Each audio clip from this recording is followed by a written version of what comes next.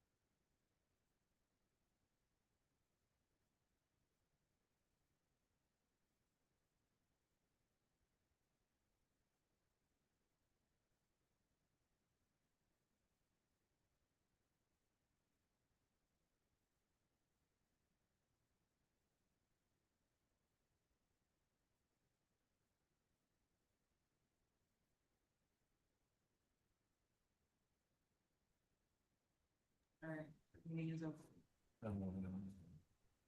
Okay. This meeting in accordance with the Open Public Meetings Law PL 1975, Chapter 231. Notice this meeting was posted in 2 newspapers, The Record and the Ridgewood News. Pledge allegiance. Pledge allegiance to the flag of the United States of America, and to the republic for which stands one nation, under God, indivisible, with liberty and justice for all.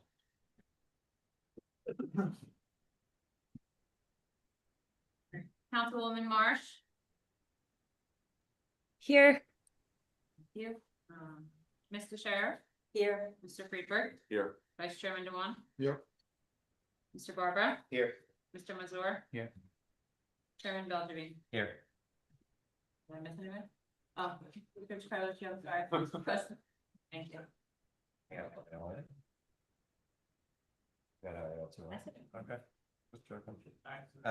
So we have a motion to approve the minutes from July 22. Motion.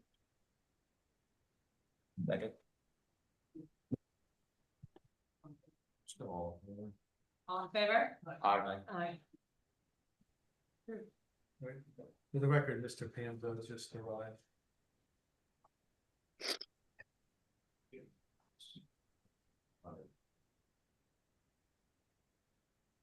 So we have 2 resolutions on for tonight. 126 Broadway, Martin Mullock, 3-story mixed-use building is the first one. Everyone had the opportunity to review. Any questions or changes on the resolutions? None. We get a motion to approve. Motion. Second. Okay. Councilwoman Marsh. Yes. Mr. Panza. Yes. Mr. Sheriff. Yes. Mr. Friedberg. Yes. Mr. Barbara. Yes. Chairman Beltrame. Yes.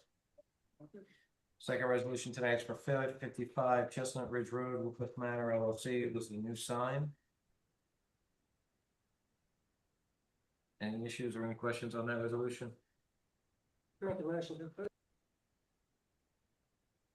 I'll second it. Councilwoman Marsh.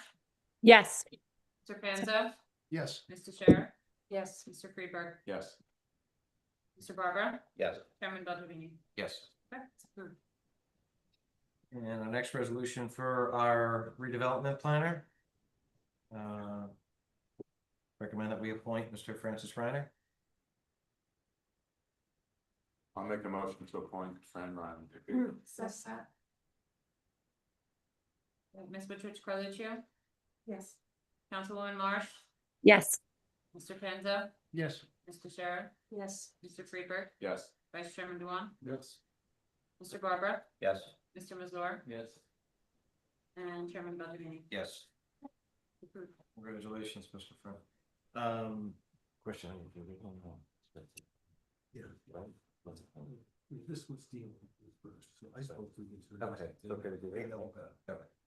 We're just gonna rearrange the agenda a little bit. We're gonna take 15 Pascack Road for Nancy and Roger Gross.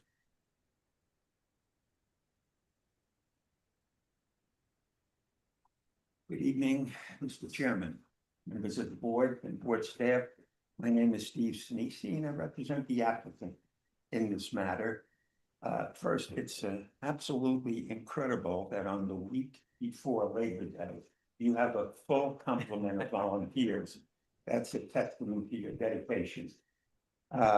This is also the first time I've ever used the word sliver in a notice, because that's what this is. This is a matter of a small portion of footage to be adjoined or subdivided and therefore become part of the adjoining lot for the reasons you'll hear this evening. This is a variance-free minor subdivision, and in many jurisdictions, they are classified as such by a subdivision committee and do not have to go through a public hearing. But that said, every local jurisdiction is different. So we're here preparing to submit this application. At this time, I'd like to call Mr. Chris Lantelmi, our engineer. Chris, would you raise your right hand and be sworn by Mr. Princiotta? Do you swear to tell the truth and nothing but the truth, so help you God? Yes, I do. Are your name and business address? Yeah, Christopher Lansell from Lansell and Sons and Associates, 101 West Street, Hillsdale, New Jersey.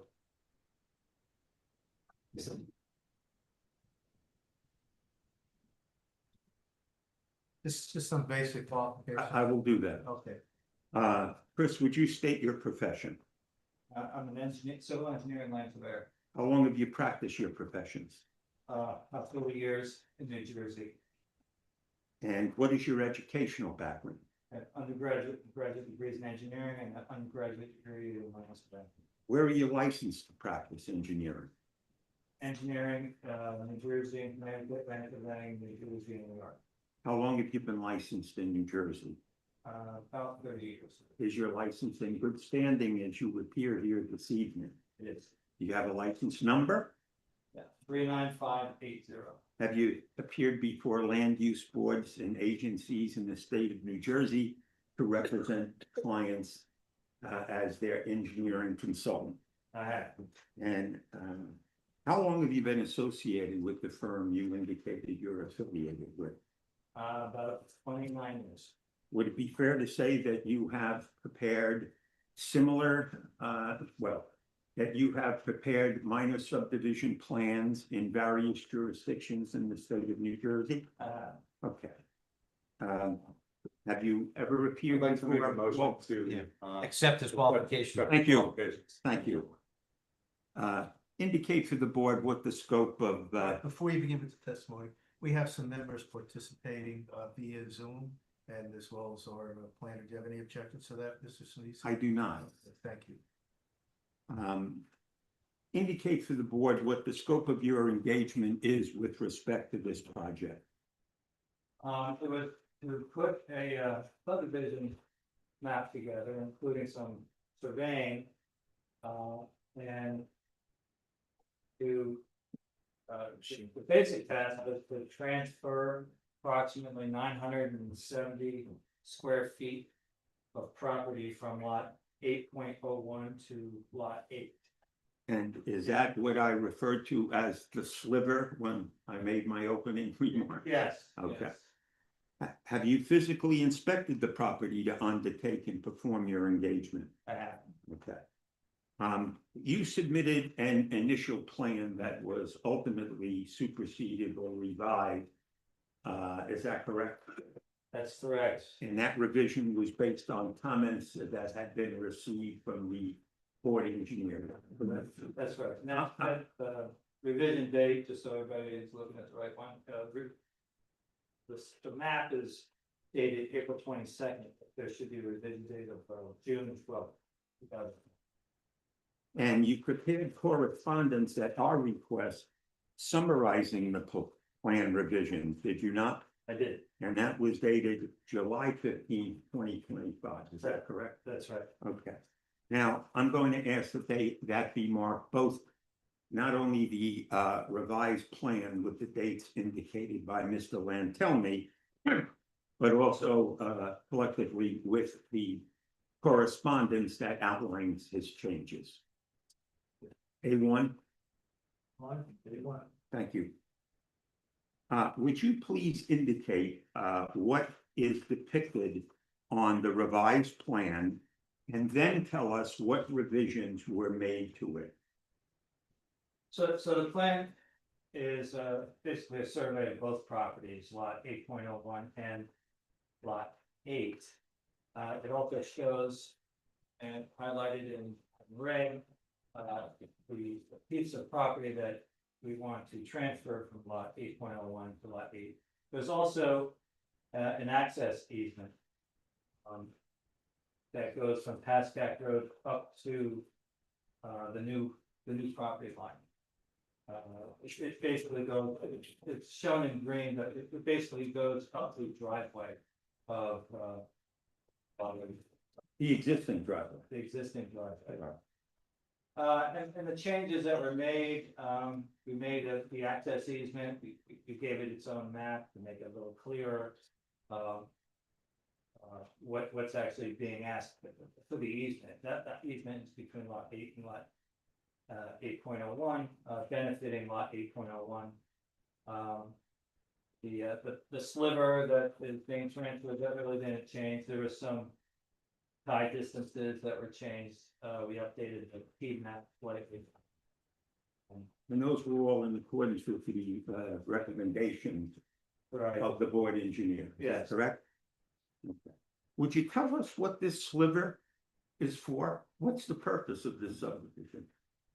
That you understand.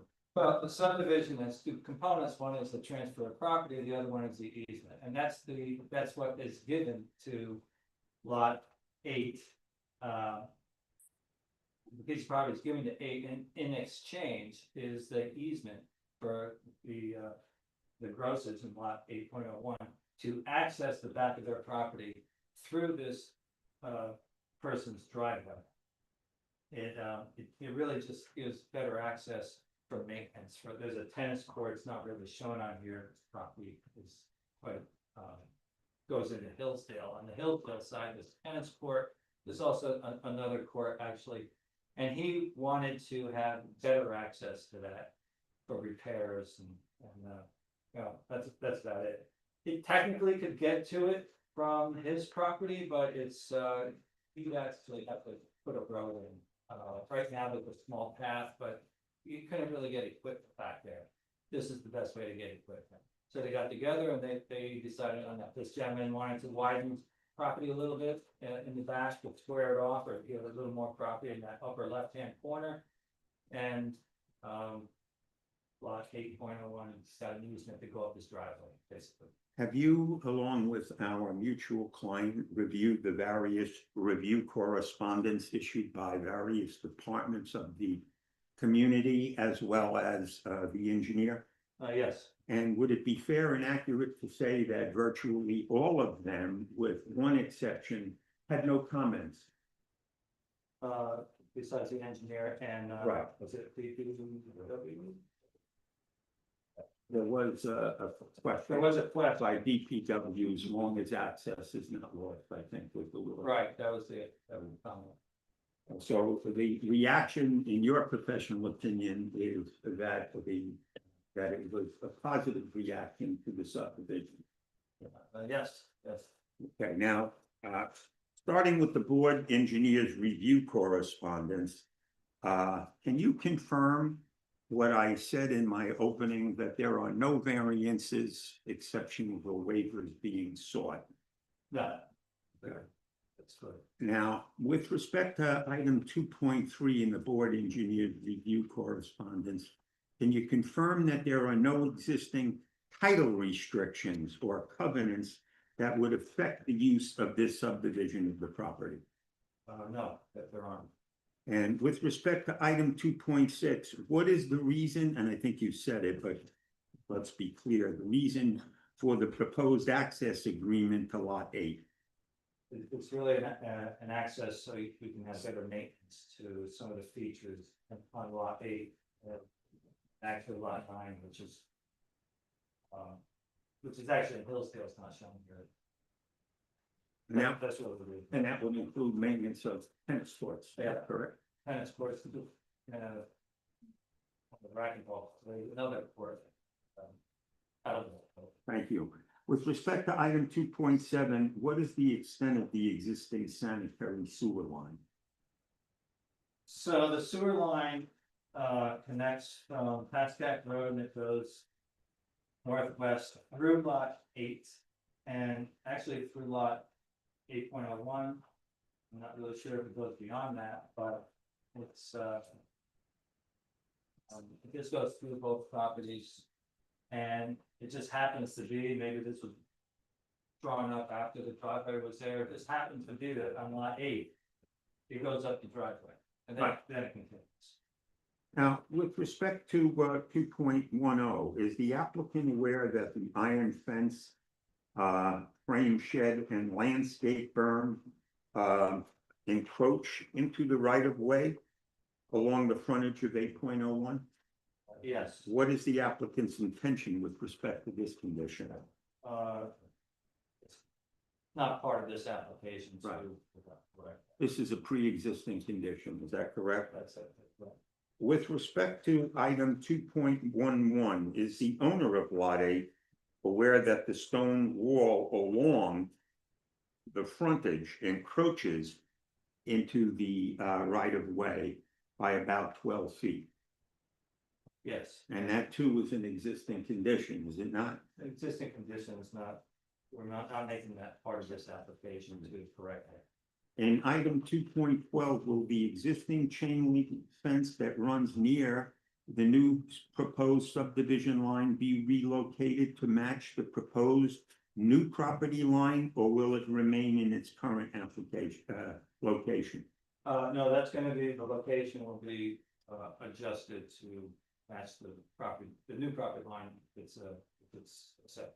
No other new improvements are proposed with this application, is that Strictly correct? access, there's no construction, that's it. And based on what this proposed subdivision presents, will DPW lose any access for their easement? No, that won't change at all. Might actually be easier because now there's gonna be a gate there I see. instead of a chain link fence. Sir, do you have an opinion as to whether the minor subdivision proposed by the applicant would present any adverse or detrimental impacts to the public good or the substantially impair the applicant's ability to comply with or satisfy the intent of Woodcliff Lake subdivision ordinance as you read it? Yeah, there's no adverse effect to the public good, in my opinion. And, it does comply to the ordinance. I have no further questions. And no further witnesses. Any questions from the board? I do. This proposed access easement for this driveway. Hmm. Now, I believe you said this driveway exists now The driveway exists now, yes. from top to bottom as depicted? The driveway exists. There's actually, you see stone masonry walls, Mhm. so the driveway itself, that's, has macadam on it, that exists. Beyond that, it will be, dirt, the dirt gravel. So then this is going to be, he's gonna get access to people to get into the properties behind his property over there? So that's super. Yes, lot 8 is granting. So when they develop 801 and make it houses, or whatever they're gonna do, they're all gonna use this driveway for access. That's not the intent, and we have not addressed development, so maintenance. Easy. Okay, thank you. All right, so I got a question. If you look at the top of the driveway, you've got the stone masonry walls, Mm-hmm. okay? At present, when you drive to the top of this driveway, you're gonna run into these walls. You can't drive past the walls, right? I'm assuming there's some height. Are these walls gonna be deconstructed to allow the vehicle, or do you need a vehicle to get in there? Yes, and it's gonna be, I don't think we need, it's probably a little less than 20 feet, yes, and it'll be just a dirt gravel road. 20 feet into the. No, wide, wide, 20 feet wide, going into the sliver. yes, Okay, so then you have to remove the stone walls, correct? a portion of it. Just remains dirt, or are they gonna retain? It'll just be gravel. In other words, that stone wall, is that just is it just a built-up wall, or is it a retaining? Wall? Start with that. Yeah, it is a retaining wall, I don't have, I think that's Sanji's question, right? If you're taking down a retaining wall, are we cutting in, moving dirt, are we changing grading? yeah, it's, I know it's a low wall, I do not have the height here. It's, you know, couple feet high. It'll just probably be graded out. Is it known as a knee wall in the trade? Yeah, if it's less than 2 feet, it is, I'm not really sure if it's less than 2 feet or about 2 feet. And you probably have enough land that you could grade it, but There is plenty of land there, yeah. So you can eliminate the wall, the knee wall. Of course, you're gonna in grade it order to get the access. enough to get a vehicle back, and the property owners at 8.01. All right, 8.0. 8.01 will be bringing vehicles pretty much to the back of their property, that's the intent. That's it. Mhm. The, So the entire easement is a gravel. It's a sanitary sewer easement as well as their access easement, that'll be gravel. yes, And is that there now, or that's, there's macadam there, it's not gonna be gravel, it's gonna be cattle or gravel. the driveways we've gotten, Right, and then beyond that will be a gravel. understood. all the way through to the back? Yeah, And that's not existing, but they will make that. Yes. yes, Understood. But the macadam is there currently, Yes. yes. which runs And right on macadam- top of the sewer easement. Yes. And the dam will not be removed, so the driveway, what exists now is gonna remain. Just beyond the driveway, where the The driveway. driveway ends. runs all the way up to the last set of retaining walls? It So- actually runs right up to where you see that pink triangle there, It does. yeah. So is it? I mean, I'm just wondering, there's a wall there now, nobody's been driving, no one has been driving over it, obviously.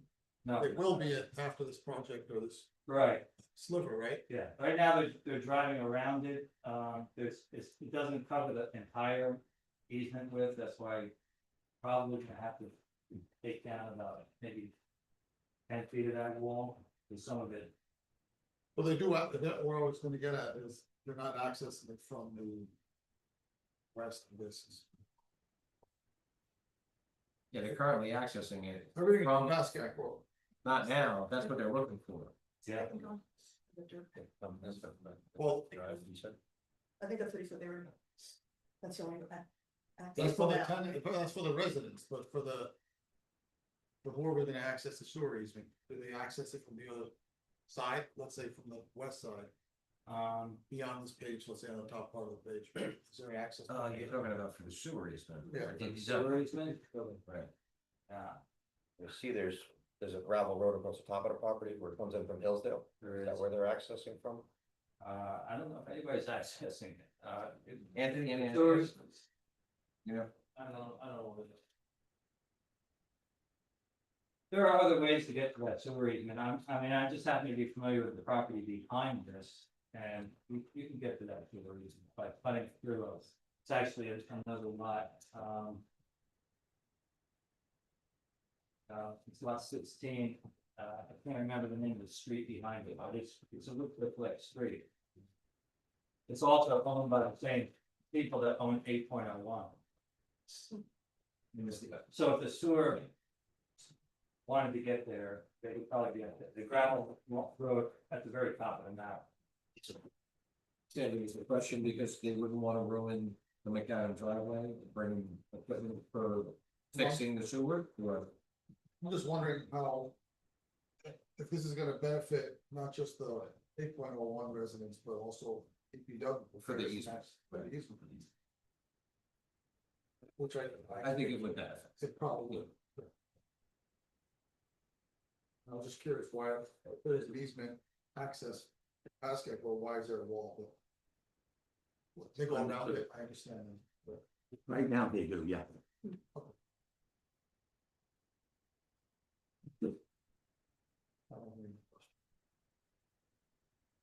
Engineer, any questions on our side? I have a question, so who is maintaining the driveway, is that gonna be, you know what the private agreement is between parties? I haven't read the actual agreement. It's been, I think it's in the document, but I think it's the owner of 8.01. Is maintaining, I'm sorry, what's the question? The owner of 8.01 is your client. Yes, We could ask, he just walked in. okay, If you want the answer. okay. I just asked who's gonna be Basically, you're talking maintaining about like snow or you anything. talking about replacing the driveway, I Anything. mean. Yeah, I mean, with a imagine it would be up to them and between their agreement.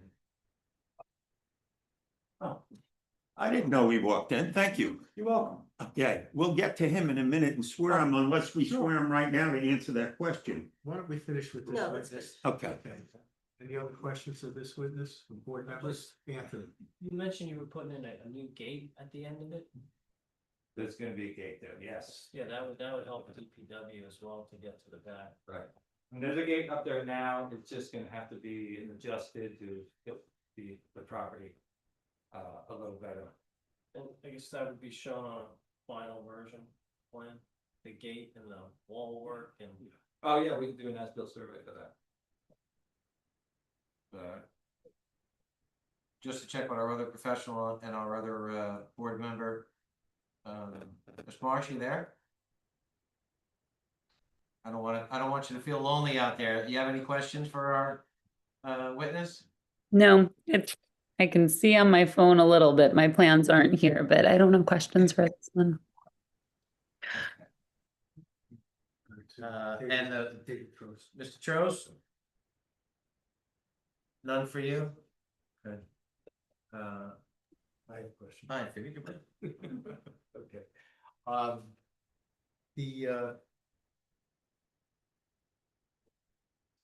Hatched area, which is the proposed area to be transferred, it's triangular in shape, correct? That's right. Okay. And it's 973 square feet. That's correct. Okay. And it seems like this would have been an opportunity to make the lot, which is lot 8, a rectangular lot. Is there any reason why it was kept irregular?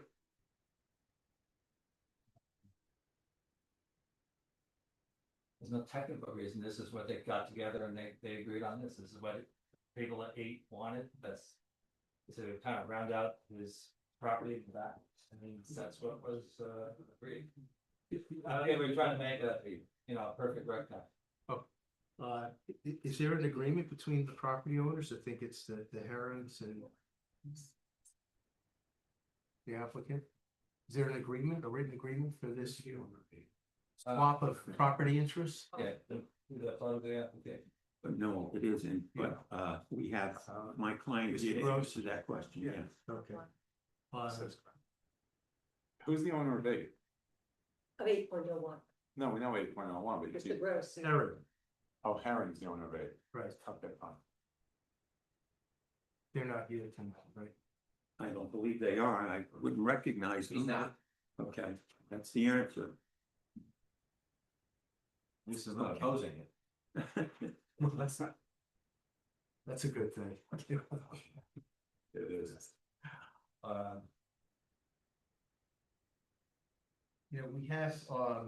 We do have an ordinance, it was the old section 262.13, excuse me, old 262.12, which is now section 3-12, that says that no lot or parcel of land shall be used for the purpose of access to or a drive-through driveway for or parking for the benefit of any adjoining lot, either within or without the borough of Wickliffe Lake.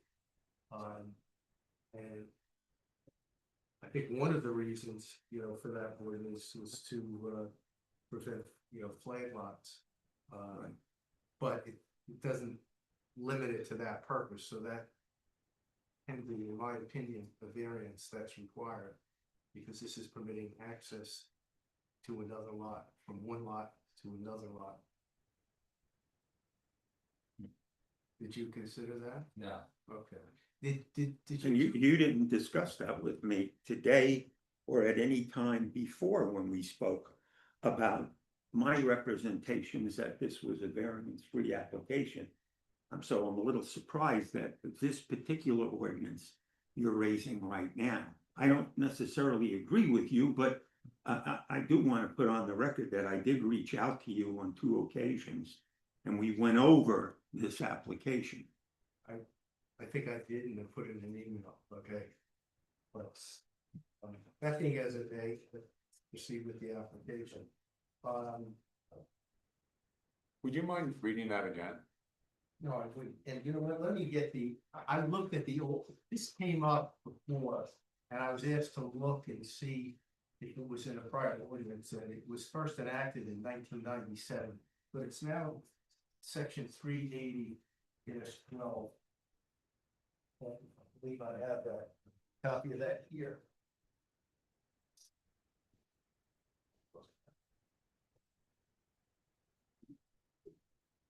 So I have the borough ordinance executive order as well.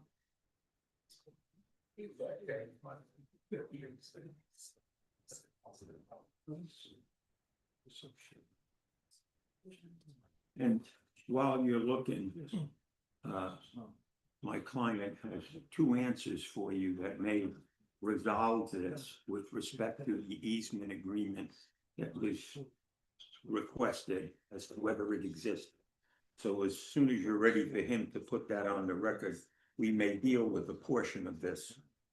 Yeah, we can look up the ordinance, we'll hear the answers. Sure. You wanna bring Mr. Gross up? Yes, Or please, that would be helpful. we'll come back to Expedite the ordinance. this application. Ms. Gross? Well, do you want me to?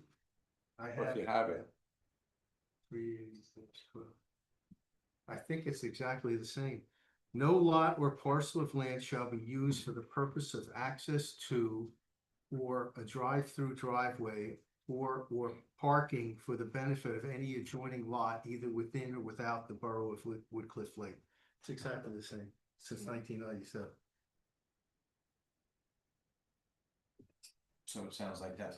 With right, easy so I variance or no? think you're right, that was, the purpose is to prevent the flag lot. Correct. That is my understanding, but let me say this. If it's a question of you identifying that provision of the ordinance as requiring a variance, we have in our notice the famous catch-all, which indicates together with such variances, waivers, or exceptions as may be determined following review of the application. So if in fact, a variance is required for this limited purpose, and it's not a flag lot, then we would respectfully have to ask for that. Okay, while you're on the subject, I do note that you did notice and serve those within 200 feet Mhm. of the property. Correct. Do you have clarity on variances needed or no? I don't. Right? With Mr. Trost? There was no report from Mr. Trump. I'm No. just, I'm imagining. He's going off mute. Since this was a minor subdivision with no stated variances, I did not review this and I would rely on counsel, the board's counsel on to whether a variance would be required. And if it is required, we could just simply amend the application to include. Well, I think Mr. Freeberg mentioned important point although the ordinance doesn't limit it to flag lots. Its intent was for. Yeah, and this is a limited use easement, and there'll be restrictions on it. And it'll be up to the board to decide ultimately. We have to open to the public as well, of course. I think that was to my question as to the nature of that easement and what the easement exactly said, is you would want it to be a limited use easement so that it would not end up being ever allowed to be used as a flag lot Understood. access. That If was- you'll allow me to call Roger Gross, I think we'll have that answer for you Are we immediately. done with we're good with the engineer at this point, right? Yeah, let's see. Okay. Can we open up to the public for question of witness? Just questions only. Motion to open to the public? Can't find you. I can do it. Resolution, okay. I'll second Okay. All in favor? it. Aye. Yes. Anyone from the public with any questions for the witness? Motion to close to the public. Motion. All in favor? Thank you very much. Thank you, Chris. Yeah, call Next Mr. Roger witness. Gross, please. My last witness. Roger? That's what you said last time. Right. Would you raise your right hand and be sworn by Mr. Princioto? You swear to tell the truth and nothing but the truth, so help you God. I do. Your name and address, please. Roger Gross, 80 Pascack Road, Woodcliff Lake, New Year's. Good evening, Mr. Gross, how are you? Good. And you are the applicant in this matter? I am. And you're familiar with the subdivision plan Mr. Lantelmi has prepared? I am. You authorized it, I did. and you are, through this plan, taking a sliver, as we called it, of property for the purposes of altering the two lot lines. Is that correct? Yes. There's been a question asked about whether or not there is an access or maintenance easement that may exist with the adjoining property owners. Were you present when that question was asked? Yes. Is there an answer that you can provide to us? Yes. The current owner of that property maintains it. The easement, the limited easement that I have over it doesn't require me to do anything with regard to his property at all. We agreed. He had asked me many years ago to give his driveway more room for him to turn around. And I needed to do maintenance on the tennis court that's back there. And equipment needs to get back there, and the only way to get it there is through his driveway. So we discussed a limited purpose easement solely for the purpose of maintaining the court. It's not to develop this property there any further, is it? No. Is there a written agreement that you? Yes, have with- there is. Okay. And there will be deeds and an easement agreement that will be recorded Yes. with the limitations. Yes, it's solely for the purposes of maintaining the court. I'm sure the owner, Mr. Herring, I think is his name, right? Yes, Mr. Herring. Is not Herring. Dr. Herring. Is not interested in you running vehicles up and down there. No. Okay. No. So the intent is to, you're giving him a little bit of land so we can have a turnaround at the top of his driveway. And I get to get some vehicles up the driveway every once in a while. Yes, every several years, when a court Right. needs lines, cracks repaired. Let me ask you another question. Because initially this application was pretty confusing to fit. And you own other property in Hillsdale, correct? I do, And do you have access from that Hillsdale property? not with a vehicle. Okay, because it does indicate there's a gravel drive. I have a Kawasaki Mule. It's a all-wheel drive vehicle that I use for getting wood from the woods. And that's the only size vehicle that can fit on that gravel. Okay. It's not wide enough for. That's from your property in Hillsdale? Yes, Okay. and my house in Woodcliff Lake. Okay. So I can get there several ways, but I can't get a vehicle there. What's on the Hillsdale property? A cottage and a garage. It's rented. Okay. Which property is that? Which lot is that? It's, if you look on the. On block 605. 271 Pascack Road. Right, it's in Hillsdale. What's? It's all the way on the left, 605 lot, lot 9. So lot 9, right? oh, lot 9 is there. It's in Hillsdale. So he owns that. He owns that too, yes. Can you say there's a, it's being used? Well, there, it just shows a gravel drive. Correct. That emanates from block 605, lot 9 on Hillsdale. Yeah, again, it's purely maintenance, for maintenance purposes, retrieval. I get back there. So on this map, it looks like lot 9 is Woodcliff Lake. If you look on the right, Sal, on the upper right, look on the upper right.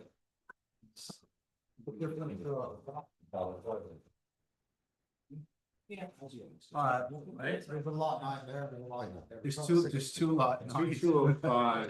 To the south, property to the south is his in Hillsdale, it's lot 9, block 605. He's got it rented and he uses the wood that falls down and he cuts the wood and takes it back on his mule. Is that correct, Mr. Gross? Yes, Perfectly stated, Chairman. What? There's 2 lot 9s on this, I apologize. Only one on block 605 to the south. So is there access to lot 9? Is there? From From the Bluefield Court access? No, Oh, okay, I'm sorry. Is there- This whole thing got me more confused. there's no car access. There's no street access to lot 9. I wish I had, but that's which you thought. Far right corner, right there. So there's a 9 above and there's a 9 on the left. That the only, lot 9 is landlocked. So lot 9 is landlocked. Yeah. And the easement that is being discussed is gonna give absolutely no right to access to lot 9. No, you can't, there's a very steep hill, there's no car, no way to get a car there. So the address of your property in Hillsdale, does that have the Wiramus Road address? There's a Wormus Road address that's owned by my parents, that has nothing to do with me, it's a house I grew up in. But to get to your lot 9 in Hillsdale, do you come off Wiramus? Is that your? Yes, lot 9, I'm sorry, currently, yes, that's the only way to get there. Through Hills, Okay. See that lot 9.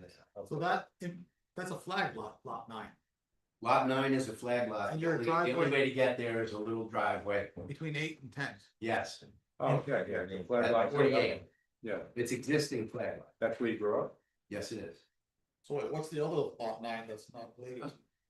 The other lot 9, Behind 8.01. that's Woodcliff Lake lot 9. The other lot 9 in the block, If you look at it on the right, That lot, on the right that lot side. 9 is totally vacant woods, That's your 9 too. that is. You want a lot of 9s. Well, I own that little entity that's different from. Right, so do we have any Alrighty then. questions for Mr. Gross? Well, he confirmed that or we haven't seen it, but the attorney will He review it. testified on the road that it's limited access, just for accessing Penn School. There was a question raised, Sal, curious as well, why is that not squared off? of the- He just gave him enough land to make the turn, that's basically what I heard. I didn't want to give him any more than I had. Not a little sliver. I gave him the sliver. You gave them the It's all he needed. to And it allow gave him- him access. It's all he needed to gain access to everything. All we needed, and that's all the agreement said. Really very little voting. No problem. Thank you, Rogers. Okay. We just have to. Tell him open up not, to the tell him public. not to leave. Yeah. Okay, did you ask your witness? Mr. Gross? I'll say, Okay. Just, yeah. We have to open to the public. Anyone. Can we get a motion to open to the public for the witness before Mr. Rogers sits down? Motion to open the public. Second. All in favor? Aye. Thanks. Any members of the public have any questions for Mr. Gross, the witness? Seeing none, motion closed, Motion to close. Second. all in favor? Aye. Any other? No witnesses? further witnesses, Mr. Chairman, there's, in my opinion, no need for a elaborate summation. You've heard it all tonight in condensed form, and obviously we will address that one condition on access that the board member has raised to make sure it's a limited use access agreement. My advice to the recommendation of the board is if the board's inclined to grant the application and the variance, it be limited for the purpose of a maintenance easement for recreational facilities, and to be an appropriate deed restriction to approved by the borough attorney incorporated into the deed and the easement agreement, which will get recorded. Well, we're gonna do 2 instruments or 1? Well, it's up to you. Well, I think 1 would do it. I think we can build it I into think the Mr. Gross access already agreement and be testified done. that that agreement that he has in place already limits Indeed, But- as per what we're talking about. but council is suggesting that it Maybe has it's to just be a having him- portable instrument. We Maybe will- having him review it would be Sure. adequate. Absolutely.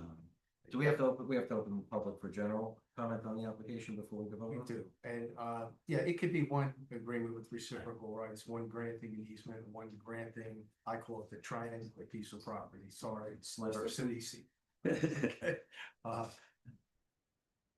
Motion to open to the public for any comments on the application. Motion to open to the public. Thank you. Second. Thank All you. in favor? Yes. Aye. And I'm again, local votes. You're good, Joe. Second. On favor?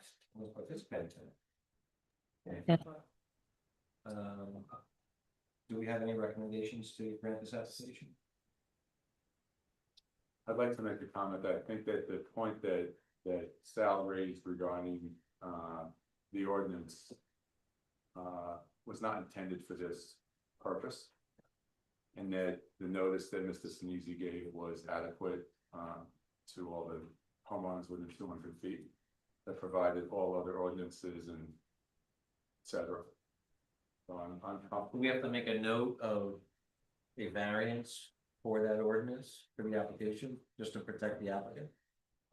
I think that it is a variance and, if I was the applicant's attorney and, not knowing how the board would vote, that would always be better to have it approved with, as a variance with conditions. And that would include the restrictions that it not be used for purposes of a flag lot, creation of a flag lot. So that would be my recommendation. I think if it's a caveat is placed in front of that condition with the word if a variance is required, then, and then we put the language in that you want. Because I'm not prepared to concede that issue. Up to the board. I think it's We really get up to the to, we get to applicant. determine as the board whether or not someone needs a variance. I think it's really. Well, up you to the could applicant. determine. When we can determine whether or not he needs a variance, it's granted either way. Yeah, you could determine that it needs a variance and grant it with Sure. conditions that we Sure. state, that's within your right. I agree. right, which I would, my only suggestion is, I don't think we need to make the applicant come back here and give notice for this variance. No, I did not say that you do. I think that's just. I kind of agree with that comment. Yeah. And that's my point, to make sure that we can do it while it's a resident. He did give notice of the application. That included an omnibus clause there, all variances. Waivers, exceptions, et cetera. Et cetera, Yes. so. Sounds like he's done this before. So he, so he did give the notice, even though for minor subdivision, if it wasn't for this easement situation. He probably didn't have to give notice, okay, but he did to cover Exactly. this exact situation. Exactly. So I think it's within the province of. So then maybe we should grant it with the need if it arises for the variance. With its limitations to use for maintenance of a tennis court. And not for creation of a flag lot.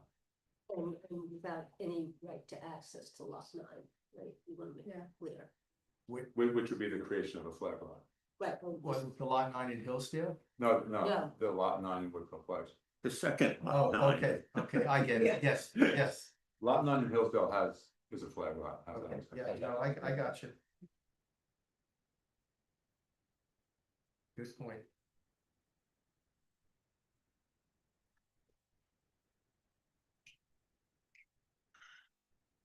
So do we have Does somebody want to make a motion I'll motion.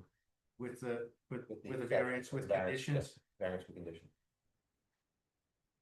For maintenance purpose. Send you guys, be sorry, Janelle. Ms. Richards Carluccio? Yes. Councilwoman Marsh? Yes. Mr. Panzo? Yes. Mr. Scherer? Yes. Mr. Friedberg? Yes. Vice Chairman Dewan? Yes. Mr. Barbara? Yes. Mr. Mazur? Yes. Chairman Bellavini? Yes. It's approved. Thank you, have a good night. Thank you very much. Have a pleasant summer, all of you. What's left of it. As long as it's warm. Exactly.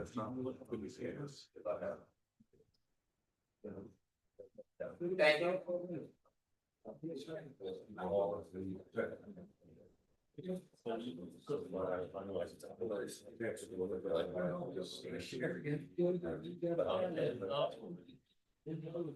We 30 broke up. That's when it happens.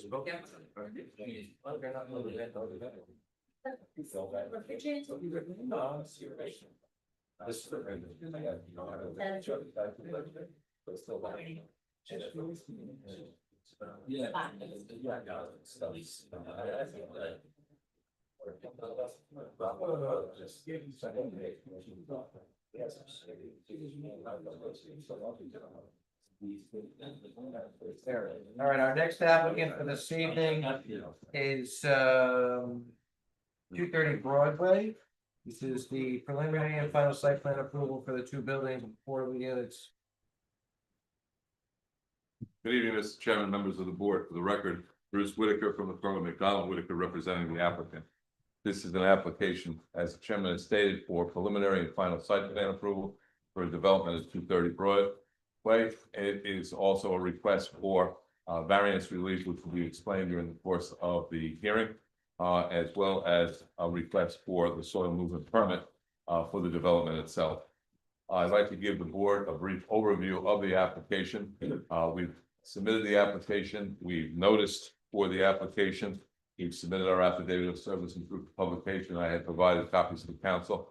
I'd just like to put on the record, council, that all is in order as far as notice is concerned. Right? Yeah, let's check. Thank you. I've also taken the liberty of preparing an exhibit list just to help expedite this, if we want to just pass them around. So as we refer to the various exhibits tonight, you'll already have a listing for them. But with that said, Bergen County United Way, Madeline Housing Partners is a non-for-profit affordable housing developer, as many of you are probably aware of, and they work in partnership with local municipalities throughout northern New Jersey for purposes of addressing the individual community affordable housing needs. The organization has completed projects, 46 projects to date over the last 20 years. They've built homes for seniors, veterans, families, and people with special needs. The applicant has completed and is currently building projects in close to Woodcliff Lake, Allendale, Mawa, Montvale, Cresskill, Hohokus, Harrington Park, Tenafly, Ridgewood, and Old Japan. So it's very Bergen County oriented, if you will. The applicant was asked to build again in several of the towns a second set of development and affordable housing or special needs housing, and it's a testament to how good they do the job and how well they're respected in the communities that they were asked back to manage and construct more. They've been working collaboratively with your mayor and council for purposes of identifying a suitable site for affordable and family and supportive housing to fulfill Woodcliff Lake's affordable housing needs and their obligations. Supportive housing, just so that we're on the same page, is a term that's used for housing with, for people with intellectual or developmental disabilities, Down syndrome, autism, MS, are some of the common diagnoses. And there's a very big need, as we all recognize, throughout New Jersey for such housing. Bergen County is very important to know. Bergen County United Way manages the resident selection process in conformity with federal and state regulations, and they assure an ongoing compliance with affordable housing requirements to fulfill the borough's commitment. So that's what Bergen County United Way Madeline Housing does. In this instance, this applicant has found a suitable site for the affordable housing, and on the basis of that, that is the subject of this application, and that is 230 Broadway in Woodcliff Lake. It's shown on your tax map as block 3602, lots 1, 2, and 9. The Borough of Woodcliff Lake has entered into an agreement with the applicant as part of its affordable housing plan. There's a lease agreement that's attached to the application. On the basis of the lease agreement, a judgment of repose was entered by Judge Farrington, a copy of which is also attached with your application. The judgment of repose states that the court determined that Woodcliff Lake satisfied the conditions under the fair housing element fair share plan to create a, quote, realistic opportunity for the satisfaction of the Borough of Woodcliff Lake's fair share low and moderate income housing. And the ground lease is part of the court's decision that granted Woodcliff Lake, quote, an unconditional final judgment of compliance. So this is a requirement based on the judgment that has been entered in for this housing to go forward. So after that, as part of the determination by the court, the borough established the zone, the AH-NB Affordable Housing Zone. And that sets forth the zoning requirements that you have in the zoning schedule on the plans itself. That is the subject of tonight's meeting. The applicant is proposing 2 buildings. a total of 24 units, which will conform to the zoning requirements, and is on the basis of what the ground lease is all about. 4 of the units will be for supportive housing.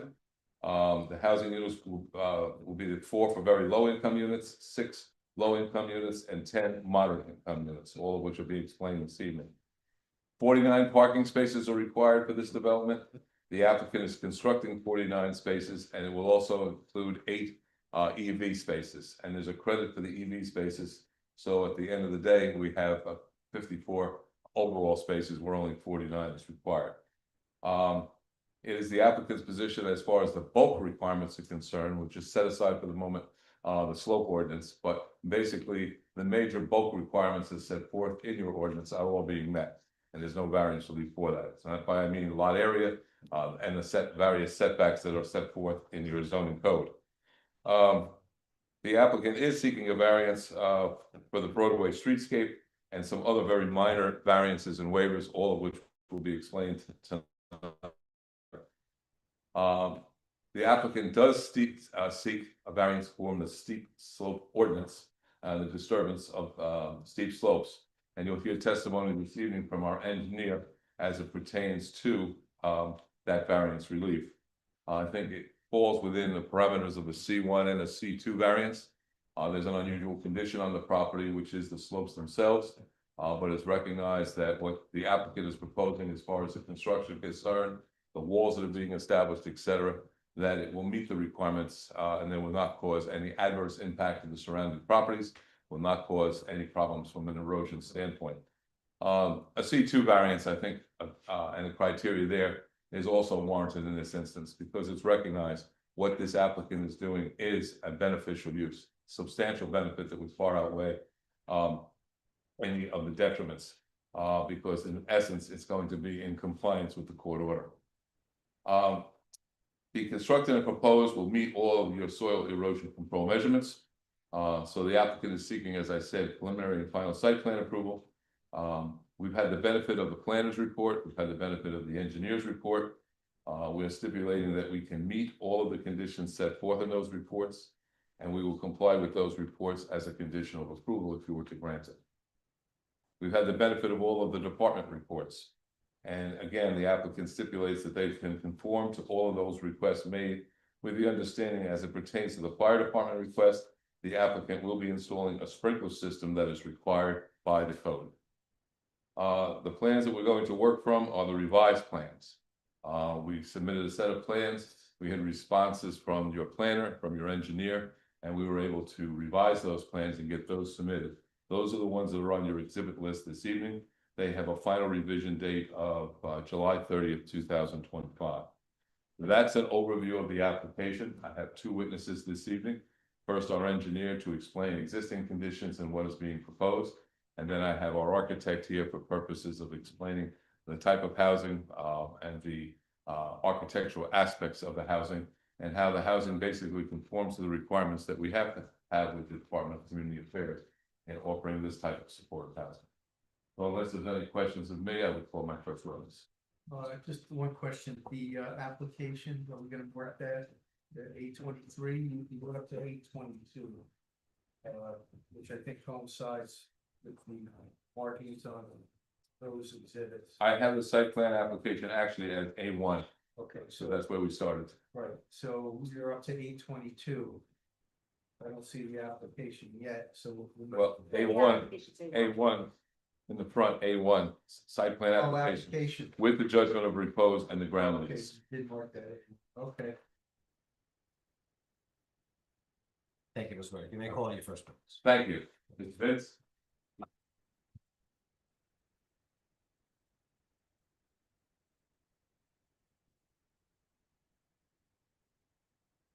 Where is it? Raise your right hand. You swear to tell the truth and nothing but the truth, so help you God? Yes. Okay, you full name and business address, please? Joseph Vince, V-I-N-C-E, Business address? 111 Littleton Road, Suite 200, Parsippany, New Jersey.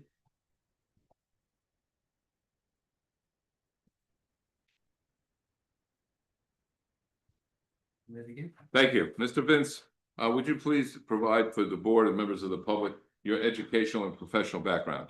Sure, I have a Bachelor of Science degree from Fairleigh Dickinson University in Civil Engineering Technology. Also have a Bachelor of Science degree from NJIT in Land Surveying. I've been practicing in the field of civil engineering, land surveying, and planning since 2005. Licensed in all three professions, all my licenses are current. Testified before numerous boards throughout the state, throughout the county. And I also represent several boards as the board of engineering and borough engineer. Federal communities. Give us the benefit of where those representations occur, what towns? Glen Rock, Hoboken, Midland Park, Clyde, Teaneck, Linwood, and And with that said, you've been qualified as an expert witness in the field of civil engineering and in the field of planning in the past, is that correct? Yes, that's correct. I would ask that he be so qualified this evening, and on that basis, be able to render a professional opinion in those fields. Witness is qualified. Thank you very much. Mr. Vince, you've been engaged by the applicant for purposes of preparing a site plan that is the exhibit this evening, is that correct? That's good. And the plan that we're talking about is the plan with the final revision date been marked on the exhibit list as July 30th, 2025. It is. And the development of this site, would it be correct to say that you have developed similar sites and other sites on behalf of this applicant and other municipalities that I just alluded to earlier in my opening comments? That's correct. And so you recognize what the requirements are, the qualifications that are necessary for a property for this type of housing, and the different elements that are required, some of them by the Department of Community Affairs, correct? That is correct. So with that, I would like you to walk us through referencing the page of your exhibit as to what the existing conditions are, and then we'll move on to what is being proposed. Okay, I have a board, I'll put in the survey with a sheet 13. And the property is known as 230 Broadway. It consists of lots 1, 2, and 9 in block 2602. The properties have frontage along Broadway, which is formerly Summit Avenue. That is County Road under the jurisdiction of Cleveland County. And then lot 9 does have frontage along Highview Avenue. Currently, the lots are vacant. A substantial amount of them are wooded. There is a clear section with some brush and lawn. And then there's an old driveway on portions of lot 1 and 2. Currently, the lots are substandard for the zone. They are in the AHND zone, which is the Affordable Housing North Broadway District. However, part of this application is to merge the 3 lots, and that would eliminate the non-conforming condition of the lots and make the overall parcel conforming to the zone. So the lot itself, as far as area is concerned, meets the requirements under the zoning code? That's correct. The lots combined have an area of 2.29 acres and 2.25 acres is required for the zone. What we're proposing to do, I'll flip everything to site plan sheet. I colorized the sheet 2. I don't know if you want to mark that, but it's really the same sheet that everybody has, just colorized and purple. Mark that as A23, council. You right. Fine.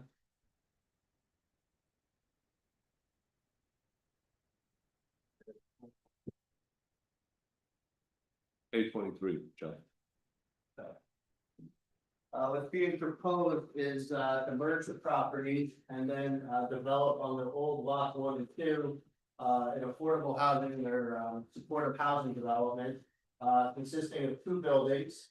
The one building would be on the easterly portion, that's building 1, and building 1 contains 17 units, and then building 2 contains 7 units. That would be on the eastern side. We're proposing the site to be accessed by a 2-way driveway off of Broadway. There would be a roadway down the middle and parking for each of the buildings. The buildings did have, due to the topography, they incorporated some garages into the buildings, and then there's also some surface parking spaces. Overview of what they are. So take us through the traffic pattern that is being proposed with these 2 buildings. The vehicles would enter off of Broadway and then they would access the parking spaces. We have designed the site so that a single unit vehicle or box truck can access the site and pull in. There is a trash area at the rear, which would be in a dumpster enclosure, and that is accessible by the truck. And we're stipulating that we will have a private car for this facility, correct? Yes. Okay. In connection with this layout, take us through, now that you've talked about traffic per se, the parking aspect of it. Okay, for this development, a total of 49 spaces is required for the residential site improvement standards. And we're proposing 49 spaces, and then with the EV credits, with 54. But, you know, realistically, there's 49 spaces provided with 49 are required. One of the comments made is that you need to provide a certification that the ADA spaces that are shown on the plan will be code compliant to all ADA standards. Is that being done? Yes, we did design it so that it is ADA compliant, and we have no problem qualifying the certification on completion. And the ADA requirements will also have one EV station as required by law. That's correct. In connection with the drainage aspects, you've talked in terms of the property does have an unusual condition, and with the slopes that are there, and then with this development, you recognize what the stormwater management requirements are. Is that correct? Yes, the project will qualify for as a major development according to the New Jersey Stormwater Management Regulations. Because we are disturbing more than an acre of land, and we're increasing the impervious surface by a quarter acre. In order to meet the standard, what we're proposing is pervious pavement on the parking spaces and a surface bioretention basin. That's gonna provide water quality treatment that's required, and it's also gonna provide the required green infrastructure measures. And then the water quantity is being controlled. There's a series of underground piping and inlets, and there'll be an underground detention system, which will reduce the amount of flows from the property. And then ultimately, that's gonna tie into the county's drainage system. So you're familiar and cognizant and deal with all the time the requirements of the stormwater management requirements from the state of New Jersey. Is that correct? Yes. You've submitted and we've marked into evidence as an exhibit the drainage stormwater management report. Is that correct? That's correct. Give me an overview of, based on what's being proposed here, what the net effect is of the drainage now and what it will be thereafter.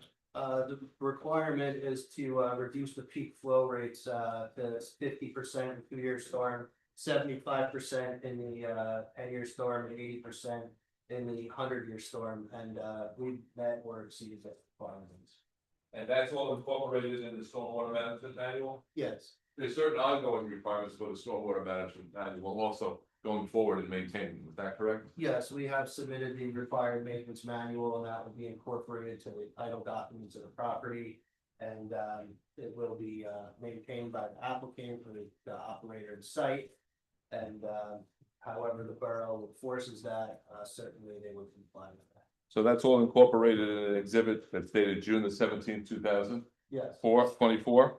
Yes. And the stormwater manual that has to be submitted to the town with ongoing maintenance requirements was prepared dated April the 22nd, 2024. That's correct. Both of these documents meet the requirements, in your opinion, of the stormwater management regulations. Yes. You've seen some comments made by the borough engineer, the board engineer in regards to this. Can we stipulate that any of the modifications they may request in their report can be accommodated? Yes. Take us through as an overview now of what's being proposed as far as landscaping is concerned. What we're proposing to do is, we're proposing a number of, shade trees, evergreen trees and shrubs throughout the project. You can see them on the exhibit. We are, proposing a total of 52 trees throughout the project, and that includes the street trees. There are street trees that are required by the ordinance, which we are providing. Some of the spacing is greater than the 30 feet that's required, and the reason for that is because we have some utilities that we have to accommodate, and also we have to accommodate the opening of the driveway. We try to make it as close to as possible, and that we are meeting the overall intent of the ordinance in terms of providing those street trees. Be correct to say that based upon the location of entryways, driveways, and the utilities, that creates the issue that requires variant relief from maintaining that 30-foot space. That's correct, and then the dead center of the site is where the utilities would have to come in. And again, there's a larger space there, but that's to accommodate. What sheet, is that sheet 3 you're referring to, or 6, I'm sorry? The landscaping plan is sheet 6, that's correct. And you can see, I can go to the landscape sheet, you can see those. Utilities gonna be underground? Yeah, so all the utilities are proposed to be underground to the extent that the utility companies will allow us. So, I like to always say that, you know, they're gonna be underground, but in the event that we have to put something overhead, we would ask that we don't have to return to the board, but we will certainly do everything in our power to make sure that they are underground. That's our commitment, to get them underground. The Spacing of the trees again, what's the spacing? greater than 30 feet, I can get you. Just walk us through across the front, what would the spacing be? Is there only one that is not making that requirement? I only do it up here. If you can see. Where the So, on utility- the north side, we have approximately 55 feet. By the driveway. Then we go to 30. Between 2 and 3, the number I'm going from 1 on the left and. Then we have another 55 feet when the utilities come in. Then we have 30, 30, and then we're 40 feet from the property line, but again, with a storm drain line there, so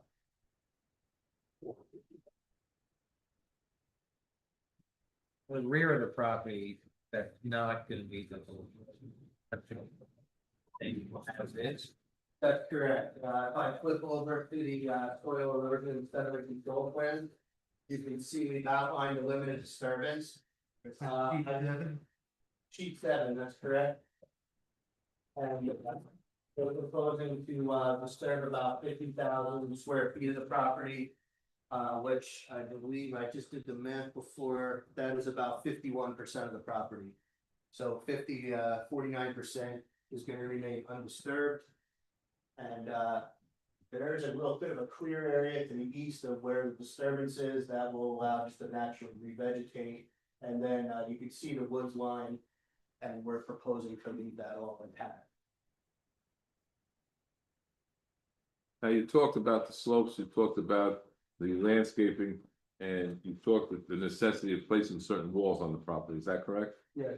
Walk us through where those walls are located and what the heights of those walls will be. Okay. So we'll go to the grading sheet. What number is that? I will tell you in a second. It is sheet 3. And what we proposed is, the way we've worked this site, we'll hear from the architect about the building design. But, we already are proposing 3-story buildings. And, the front of the site is more flat, and then, it gets steeper as you go towards the east. You can see that on the steep slopes plan, which we can get to in a second, but we've designed this building so that the building itself is actually acting as a big retaining wall. So that on the front, you're at the garage level, and then you're gonna come up, and the first floor is gonna be above the garages. And that finished floor elevation will be at about the grade at the rear of the building, and then there'll be another story above that. So that we done and kind of built this building around the site and tried to, we didn't force the site to engineer the site to dictate the building, or we let the site dictate the building rather than try to force the site to accommodate some other type of building. And then behind that, we have 2 tiers of walls that would have a maximum height of 6 feet. What we also did was we provided on the southern side of the walls, there's a little ramp area. I call it a ramp, but we've allowed a slope between the tiers so that if we had to get up there to access the rear of the property, that could be done. We didn't want to wall it off and then not be able to get up there, a tree fell or something had to get maintained.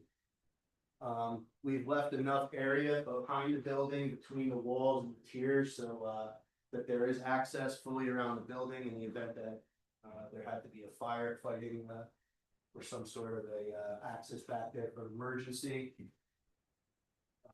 So the board engineer has commented that you would need to provide stability calculations and the final construction details for these walls. Are we stipulating that that can be accomplished? Yes. Okay, take me through what type of lighting is proposed on the site.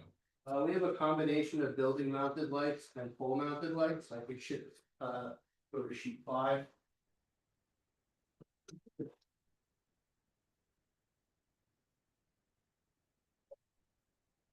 So you can see, the symbol as a circle with a line, that's a pole mounted light, and there's a lot of buildings, those are building mounted lights. I did check the ordinance and the statistics. The statistics of our lighting is down in the little chart at the bottom. We do have an average lighting level in the parking area of 1.8 foot candles. I think the ordinance required 1.5, so we would need a slight amount of relief on that. However, the 0.3, it's pretty de minimis, especially where it is in this particular area. It's kind of in the buildings and it's buffered from many other adjacent properties. The maximum allowed lighting at the property line per ordinance is allowed to be 0.6 foot candles, and we're only at 0.1. So we're well below what's allowed. Oh no, you're allowed 1.0 at the property line. I apologize, and we're at 0.1. So we're well below any light levels that would be at the property line, and those really only occur at the entrance driveway. You can see along all the adjacent properties, 0.0, and there won't be any spillage onto the adjacent properties. And then the statistics require an average of 0.6 in a residential area. We're at 0.3. The ordinance didn't specify if it was a maximum or a minimum of 0.6, so I don't really know, but 0.3 foot candles is not really perceivable, and I would say that the lighting design is appropriate for this type of a site, and the deviation would not be noticeable to anybody. It's not perceivable, in my opinion. Be correct to say that the lighting that's proposed provides for safe entry and exiting of the site itself, as well as to accommodate the residents that will live there? Yes. And there's no so-called spillage or pollution offsite? No. The next aspect of your plan, having gone through lighting, is talk about where the location of the sign is. Okay, on the same sheet 5, you can see the detail of our sign. It's a small ground level sign. It's gonna say Reservoir Commons, and the sign is proposed. They're well below the requirements for the sign. Now, if I go to sheet 2, I'll tell you the location. It is on the north side of the driveway. It's a concrete monument sign. And we're allowed 1 sign for the site, which we need. The sign area, we're allowed 12 square feet maximum. We only have 6. We have a 4-foot height, which is equal to the maximum. The property line setback supposed to be 5 feet, and we're at 11 and 16. And the site will, this sign will be externally illuminated, which is consistent with the requirement of the ordinance.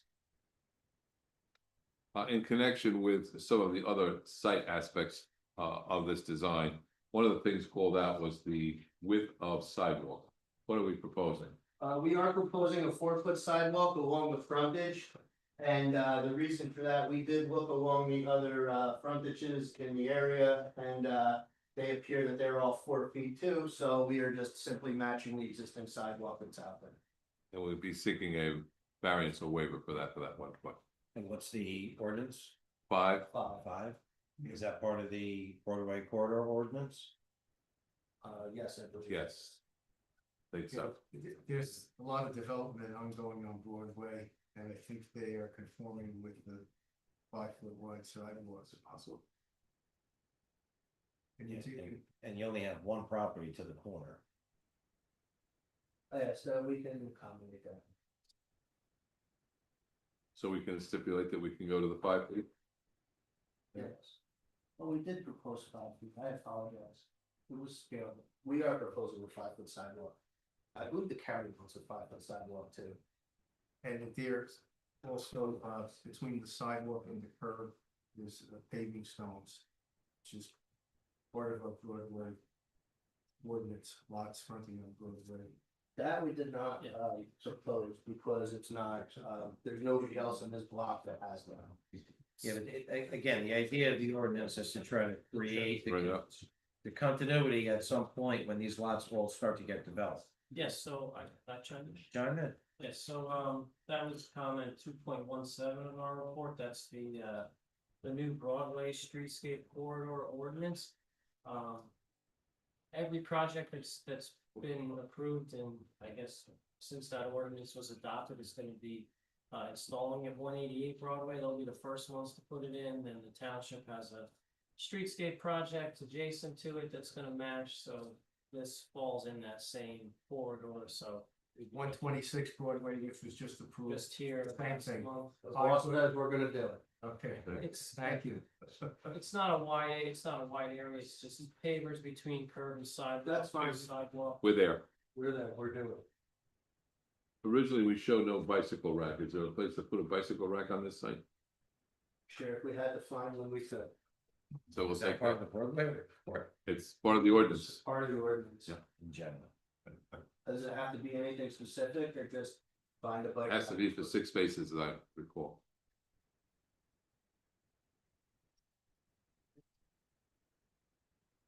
We could try it. We can find a spot for that.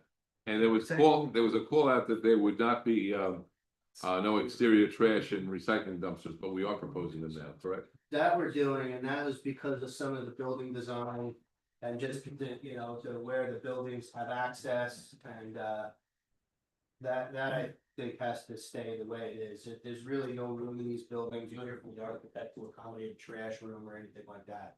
So, we would like to continue to have the, exterior dumpster. But we did enclose it and, we tried to tuck it away in a location that's not gonna be visible to, the public or anybody. And is there easy access for truck to come and do pickup? Yes, the truck will pull in and go to the dead end and then it'll leave the site. It's in a location where it's screened, the woods will screen it from the adjacent properties to the east. The house to the south and the building to the south, there's evergreen trees proposed there, plus it's gonna be screened in a fenced area. And then the traffic on Broadway, building 2 is gonna screen that, so it will not be visible. Is that container gonna be on the pervious pavement? No, that would be on, that's gonna have to be on a concrete pad. Has to be.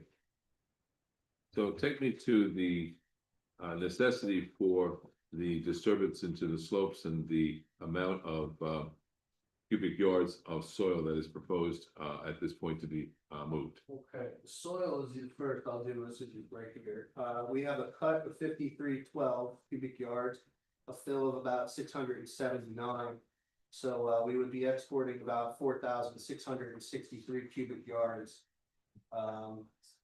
And we're on the county road, so typically when we do soil moving applications, we have to tell the route and get them onto the county road. In this case, we're on the county road, so there really shouldn't be any disturbance to the local streets throughout the borough. And we'll stipulate that the route of travel for this will be approved by the police department. That's correct, yes.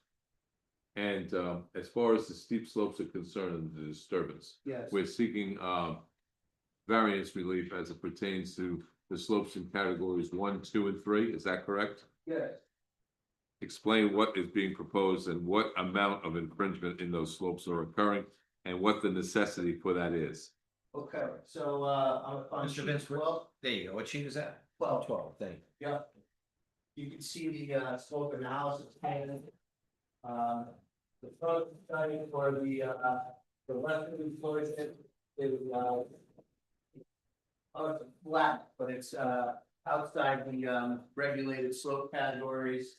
And then there's a band of slopes, I guess towards the center of the site, and there's another flatter area on the southerly portion, and then you got even steeper slopes as you get on the east side of the property. We are disturbing, we have the way it's set up is where the building had to go. Building 2 is completely out of the regulated slope area. The parking lot is outside the slope area because we couldn't really configure the site another way because the flattest portion has to be the parking lot. Or you would have to build these retaining walls to make a flat area for the parking lot. So what we did was we designed the building and then incorporated the building into the hill. So that even though we do have to disturb these slopes, we would be meeting the intent of the ordinance and we're not disturbing them in a fashion where we're regrading it and then having the potential of erosion and things of that nature.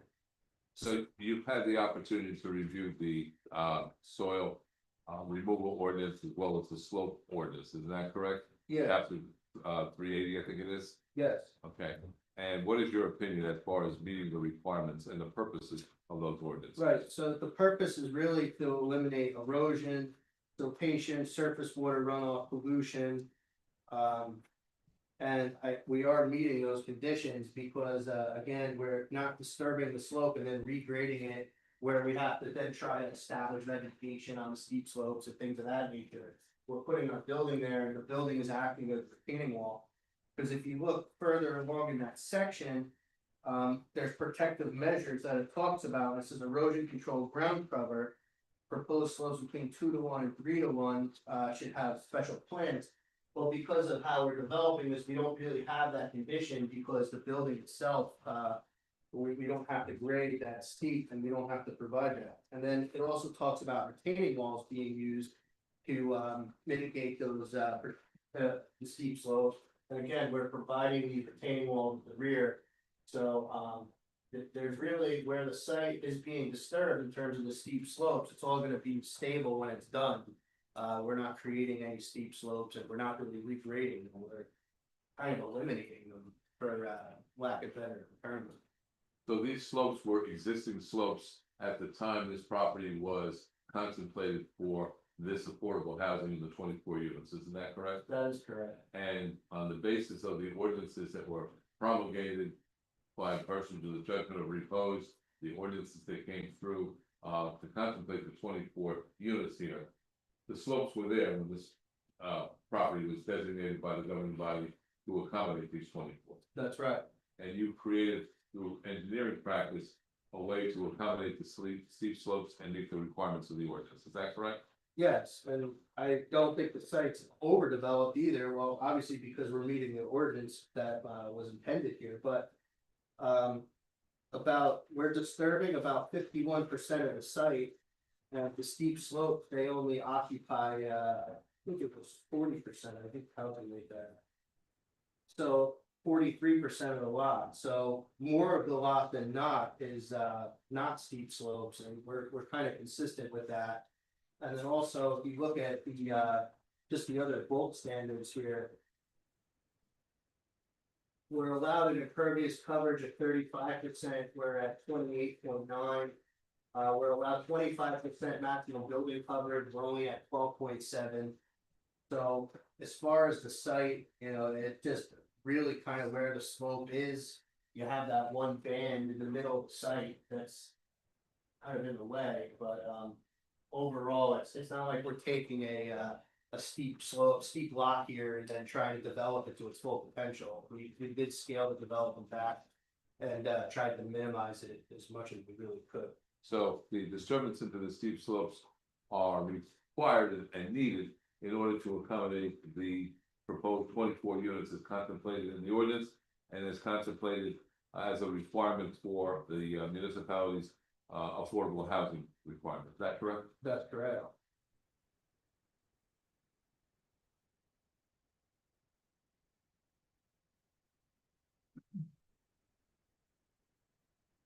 We've talked in terms of utilities. We've proposed to have them underground as long as the utility companies confirm that. Is that correct? Yeah. And we are committed to making that request, correct? Yes. You've had the ability to review the various reports that are marked on an exhibit, Woodcliff Lake exhibits 1 through 7, pertaining to recommendations by the police department, shade tree, etc.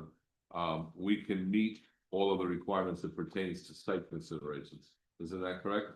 I believe so, except the police. Police wanted the spaces to be 9 feet wide, just for ease of use. The RSIS does require spaces, only a minimum of 9. We did meet the 9. If we increase it to the 9.5, there it's gonna be a problem with providing an adequate number of parking spaces. Due to the steep slopes and the way the site is developed.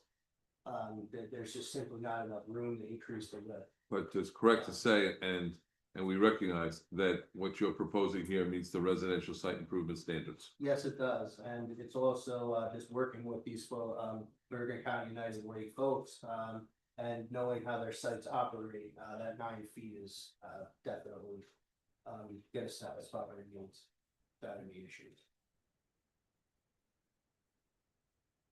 Walking through the Neglia report, the most recent report, I think we have covered any of the issues that they wanted us to testify to this evening. You haven't, just want to reiterate, we are stipulating that any of the modifications that are required at this point can be accommodated on a resubmission. Isn't that correct? Yes, well, I think there was somewhere in here about where the mechanical equipment's gonna go. And I spoke to the architect, we're gonna find some areas throughout the site that would be restricted from the view and be on the ground. There might be some ground condensers, which would increase the impervious area very slightly, but they would be. Well under the impervious, huh? Yes, it's well under. With the units approaching any side yards where we architect or something? The intent is no, I believe that there was no at this time, and we should be able to accommodate that without going into any side yards.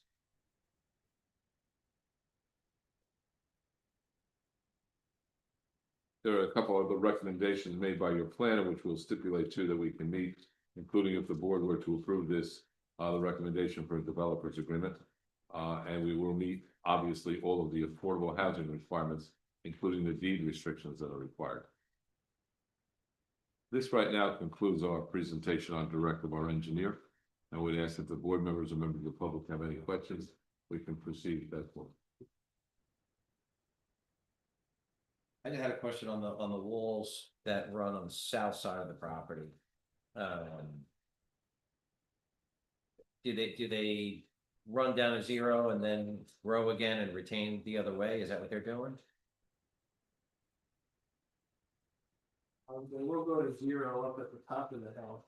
Oh, they're 6'10". I apologize. I said they only not to use 6 foot before. No, it would be at 4 feet, and when it terminates at building 2. So the wall's gonna meet building 2. At 4 feet? Yes. The top of the wall is 125, bottom. Okay. Then it's gonna, What drawing are you? I'm on sheet 3. 3? Yes.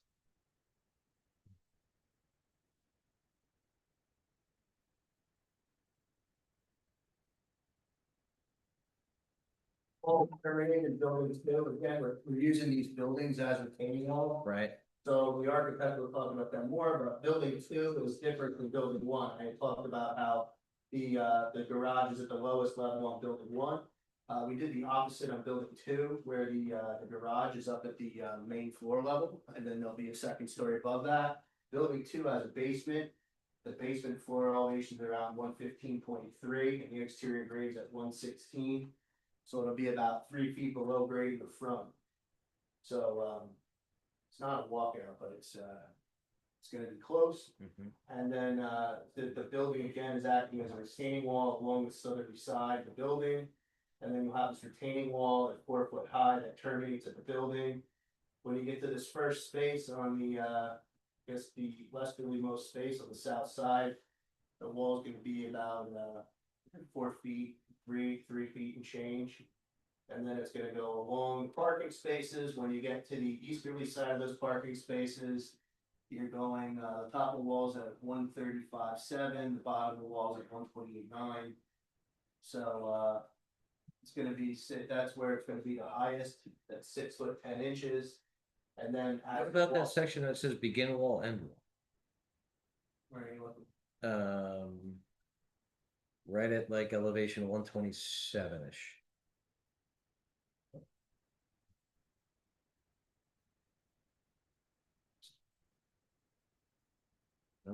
Begin with. That's what I was asking. So where is it good as it was? Now. There is a gap. Where 127 is, where it goes into the wall, that's a curve there. So you see end wall, Mm-hmm. and that paves the parking lots in the fill. Then it transitions into the parking lots in the cut. The ground is steeper than the site, so. The westerly side from that piece of wall, that's gonna be where the parking lot's gonna be a fill, and it's gonna be higher than the adjacent grade. Then you'll see that little section of curb there, so you're more or less on the existing grade.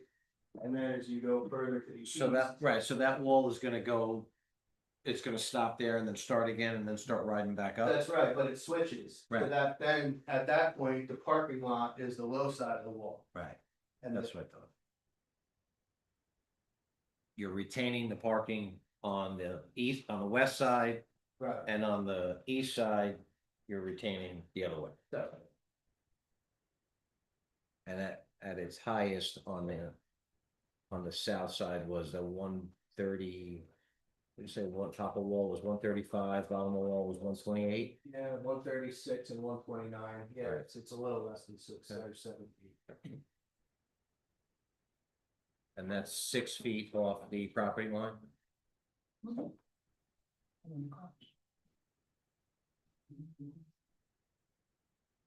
Basically, the wall is proposed at 6 feet. 5.5, 6 feet. There's no landscaping that's going to the plan. No, we're trying really just to feather it out and blend into the green. Sorry, need enough room, Right. About 15. and we're the low side, so.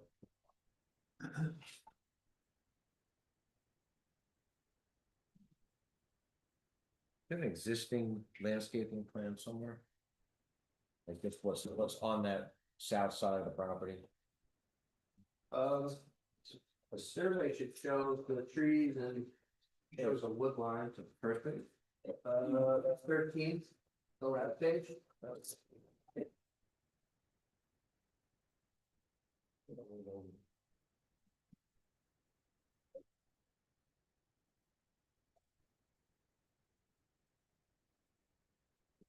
We could propose some landscaping, some shrubs in there. There's some trees that are on the property line. If you look at sheet 6. Sheet 6? Well, that's the proposed landscape plan, but we didn't X out the trees. So you can see there's some state trees there, 24-inch trees.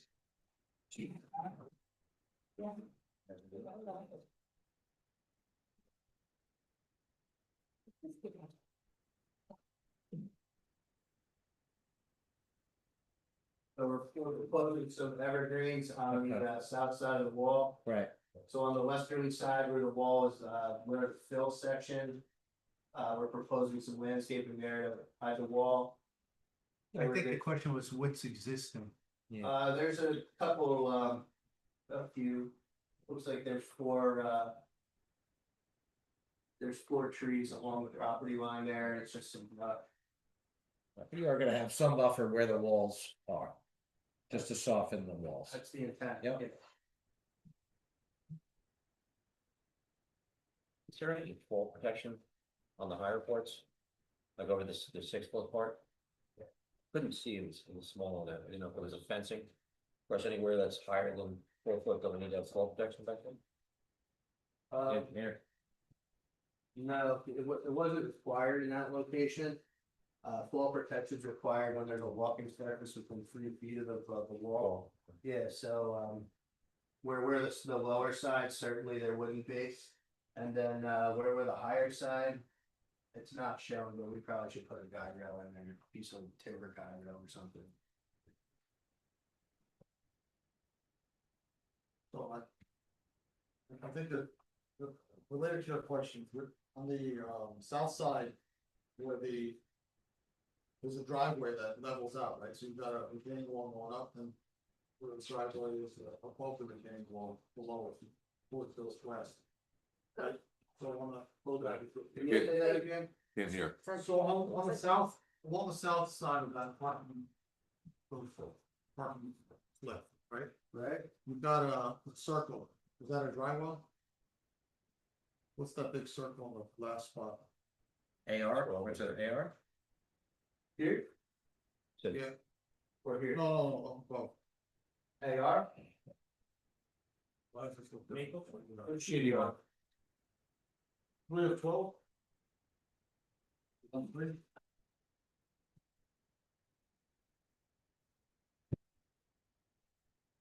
This circle here? 3 and 12, it's the same property in the whole photo, MH4? No. There's a dark circle above it, in the button spot. You don't have this? I can't see that far. Oh, I know that. Oh, that's the soil erosion sheet. That's the symbol for an that's a inlet protection filter. So on the soil erosion, one of the soil erosion and sediment control measures that's required by the county. Simply, what date you have on that? Cause I got, He's on sheet 7. I got 13. You got 12. I think you got the wrong, I think you have the unrevised document. Just look at the revision on that, look at the. July revision. 30th. Vision date. Well, I know what that is. What he's referring to is on the soil erosion and sediment control plan, one of the required protection measures is what we call an inlet protection filter. And it's nothing more than a piece of filter fabric that goes underneath the grate. So that as the project's under construction, if there's any dirt or anything or soil that's washing around and doesn't contain the drains, it catches the soil so that the soil doesn't get washed into the drain and would clog up the pipes. So that's just the symbol we use to show soil conservation district, but that's what we're putting an inlet protection filter in there. Okay, so. That proposed inlet number 15, right? Yes. Okay. Right there you have top of wall 126, bottom wall 122. Yeah. 122 is on the south side of the wall. There's basically a little drop off to a sliver of, like that would now, grass, right? Yes. There's a fence. And then you have a wall, then you have a parking spot. Yes. If you're gonna protect that spot from a drop off, like we just talked about, wouldn't you have to adjust the size of your layout for parking lot width? You're gonna have to adjust everything towards the north to make room for a parking bumper and probably a guardrail. Cause you have a drop off there. Yeah, we could either put the guide rail on the other side, we could potentially mount it to the wall, or we would just put it right along the end of the space, and this the space would get a little bit shorter. Well, you don't wanna make it shorter, I think it's 18 right now, is not the minimum you're required. There'll be a Yes. minimum length, right? So anyway, my point is that you don't have a bumper and a guardrail to protect that drop off. 1, 2, 3, 3 spots at least, then you have then it levels out towards flush and there's a curve. Right? Yeah, we would have to put the guide rail there, so I guess we would need the minimus exception for that space. To make it actually 16 feet, but we would try to just rework the site and massage it so that we can put the guide rail in and maintain the 18. Okay. Another question I had for you was, you had said something about having access around the building. In between the retaining walls and the first retaining wall in the building. There's a grass area in there. Right. Is that meant to be reversible with a emergency vehicle? No, it would be ladder and people. So no vehicles would have to go back there. That's correct.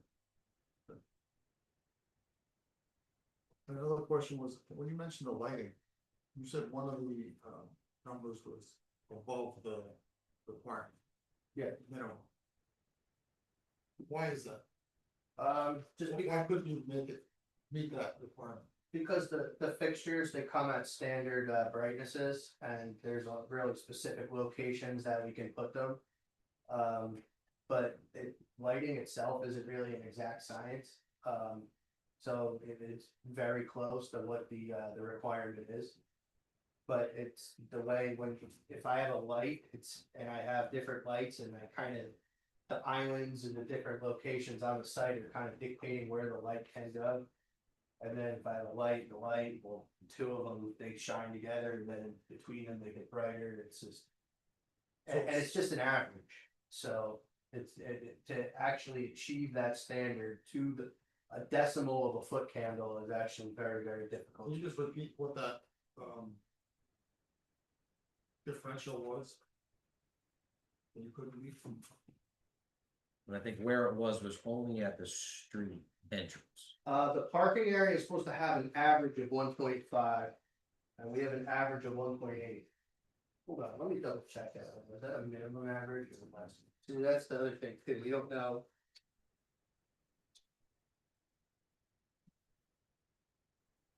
But all perimeter was okay.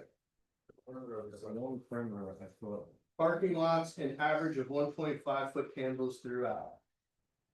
So. One thing with this ordinance, I mean, I'm not criticizing the ordinance, but it doesn't say if it's a minimum or a maximum. So if some lighting ordinances say you need a minimum of 1.5 because they're concerned about safety. And then there's other ordinances that say it's a maximum of 1.5 because they're concerned about glare. This one just says an average of 1.5 and we're at 1.8, which is very close. So I don't even know if that's a variant or not, to be honest with you. Are these lights adjustable? No, we could put dimming fixtures in, I mean, they're pretty standard. We had to get dimming fixture, we can do that. This limit lighting though is basically to the internal portion of the property, Right, correct? that's the parking lot It is. area. Parking lot. It's not spillage over to the sides of the And then, property. right, that's what I was saying. The only spillage that you have is at the road entrance. Where you're slightly above zero at. Right. I mean, again, it's not an exact science, they have gone places. There could be a street light right there that's brighter than what you have. Yeah. Right, if I hold a light meter right here and I go like this, it went up more than 0.3, just because I'm that much closer to the light, it's not. 1.3 to 1.8 is not perceivable, it's when you're starting to get like. You go from like 1 to 40, and you're under a gas station canopy, or, you know, it's, but 0.3 is really nothing. And again, that's only internal between the two buildings. You know, the spillage around the entire perimeter is zero except for just at the entrance. These are all ground lights? Yes, I lose the detail. Yeah, that's page 5. We tried to put a, I guess we don't call them shoebox fixtures, we still call them shoebox fixtures, but. More sleek LED style. And then the wall fixtures would kind of match the pole features, fixtures. Are there any lights required as part of the Broadway corridor on the? Yes, so there's street lighting that's required, it's a typical streetscape fixture, I think maximum spacing. 90 feet, so maybe they would get 2 on the street here, so. There's gonna be lighting on the street regardless. And then I guess your note 2 says that your lights are gonna be adjustable, right? Your lighting note 2. All site lighting to be equipped with LED controls to allow full adjustment of light levels in the field, like, so they can be tweaked, the LED lights, the right. benefit of the LED lights. Kind of standard, some of them you can control from your phone, you can control each individual light. If the street lighting, like Anthony said, probably, I'm talking about a couple, they're PSEG street lights, they have the Wickliffe Lake logo. We have a standard we can do. Good.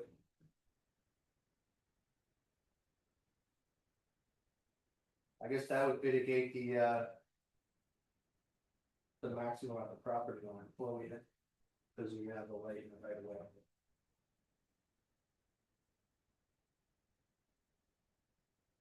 Any other questions from the board members? But I think you've done what you could with the site. It's not an easy site to build with what you're required to build, so.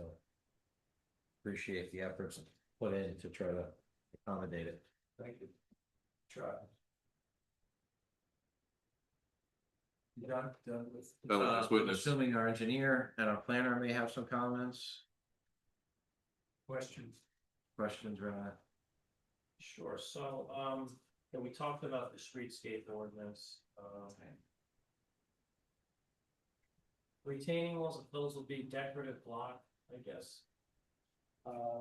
Yeah, I believe they were proposed to be modular block. The only one, they're proposed to be modular block. The only one I may have to figure something out with is, we're gonna put this guide out. What's That that? could potentially turn to concrete. I don't know, but I'd like to leave it open if I have to, just in case we have to mount the guide rail on top of the concrete wall. What's your setback between the wall and property line? It was about 5 feet change to To the bottom of the finished block. the base of the wall at the, so then, I guess if this is the high side, then let me do this different. It's scaling about 4.5 feet. So there's really not much extra space to get any room between the parking and the wall to get a curve, or not really? No. What, That's what I mean, if we had to make this section quarter.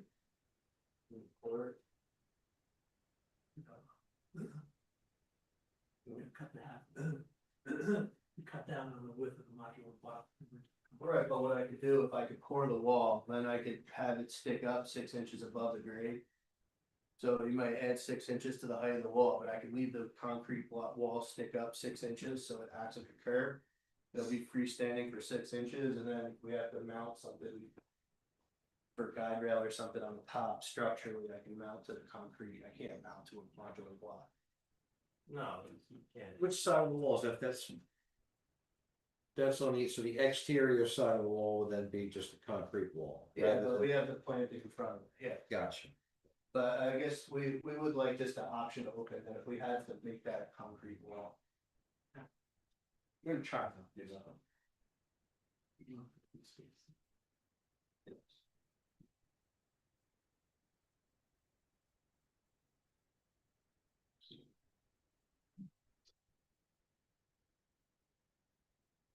And then, storm drainage, you gave a good presentation on it, I think your design is, it's good. You meet the current ordinance, which. Our current ordinance, you have in your report, we designed for both current and future rainfall projections, correct?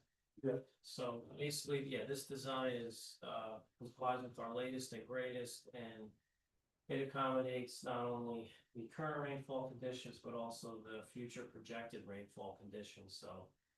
That's why, they have the porous pavement, the bioretention, the tanks, yeah, there's a lot going on, but it meets the ordinance, I think they did a good job of it. Thank you. We are gonna, the drainage is gonna be reviewed by the county too, and, I didn't mention, we are partially in a riparian buffer, there's, the reservoirs across the street, so, we're also gonna have that reviewed by our friends at DEP. So there'll be a second stormwater review by the.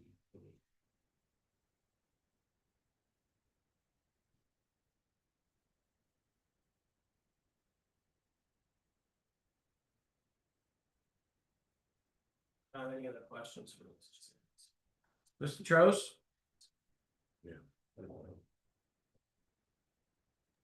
Yes, I have a few questions. Good evening, Mr. Vince, David Trost. How you doing tonight? I only see him to say it. Well, you see me here now.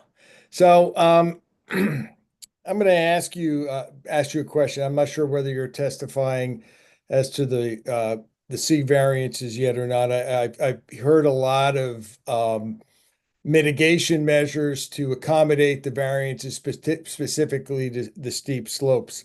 But in your planning opinion, since this is a 100% affordable housing project, does this meet the criteria of an inherently beneficial use, and the positive criteria under the municipal law, land use law has already been met? Yes, absolutely. That's the only question I have. Thank you. Mrs. Marsh, you have any questions while you're over there? You're very quiet this evening. It's hard when you're on the screen. I just want to make sure, you guys were initially requesting the streetscape variance, but you guys have agreed to comply with our streetscape, so you're no longer requesting that variance, correct? That is correct. We've stipulated to that. Yeah, Great, thank you. we may have the spacing of the street trees, that's the only one. Right, because the utilities and the drive. Right, but we're trying. I think you've satisfied that, Mr. Vince, in my opinion. This is David Trost. Thank you. Any other questions from our board? I have a question.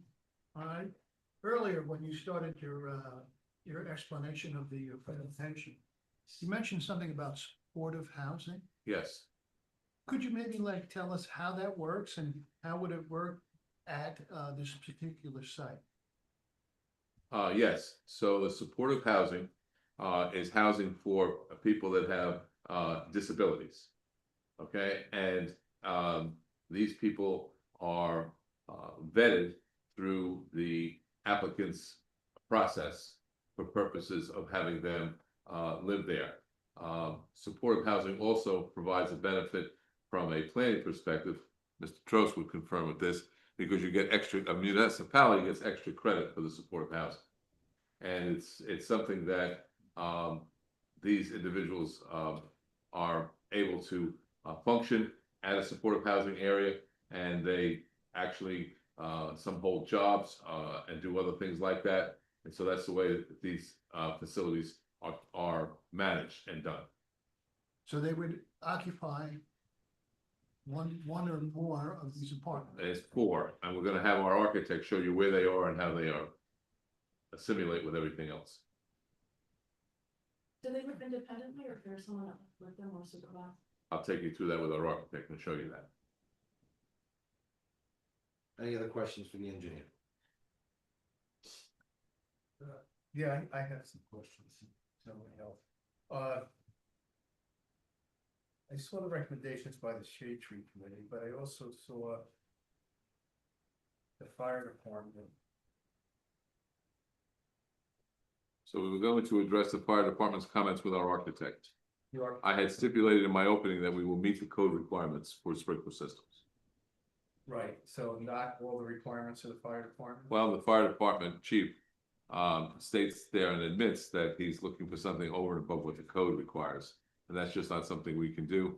These affordable housing, as well as supportive housing and affordable housing, the criteria for financing, et cetera, requires you to meet those standards, but not the extra standards. We build a Chevy, not a Cadillac. I did hear your opening comment. Okay. That's where it is. You see, in that sentence in his report, he admits that it's above and beyond that we cannot do. And the architect will address the issue of the trees between the fire department and the Shade Tree Committee? Yes. Okay. And police department recommendations.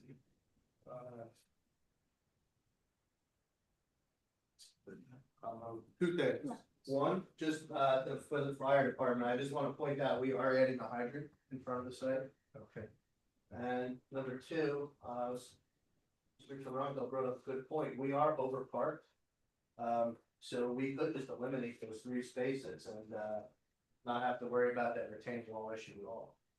And leave it as a regular block wall to match the other wall? Yeah, we'll just make that area grass and pull the wall. Yeah, we're at 54 and we only We need don't 49. guide rail, we don't have to mess around with concrete walls and we could plant there. I mean, you guys know your sites better than we would. If you're over parked and you meet the code, then you can take them out. And we meet the code in all of the facilities that we have. I've been doing this for a while. The Right, but we the meet actual use. We meet sometimes the you need requirements, more but than the the Board of actual Housing code. doesn't require what we have, that's right. So you'll be overparked even by meeting the code. Exactly. So then let's do that. Yes. That is our request, is to Before eliminate. you do that, let's address another issue. The police department made a recommendation for 9.5 foot wide parking spaces by 18 feet. Right. Can you, is that what you're proposing? No, we're going to meet the RSIS requirements, which, as you know, is what supersedes any local ordinance. By reducing some of the spaces, could you move to 9.5? With the recommendation of the police department? I do not want to promise that. No. No. If I can get a couple along that southerly side, I'll try, but I'm not gonna promise. Mr. Chairman, this is David Trost. I know this was an issue in the previous application last month, and the applicant agreed to the 9.5.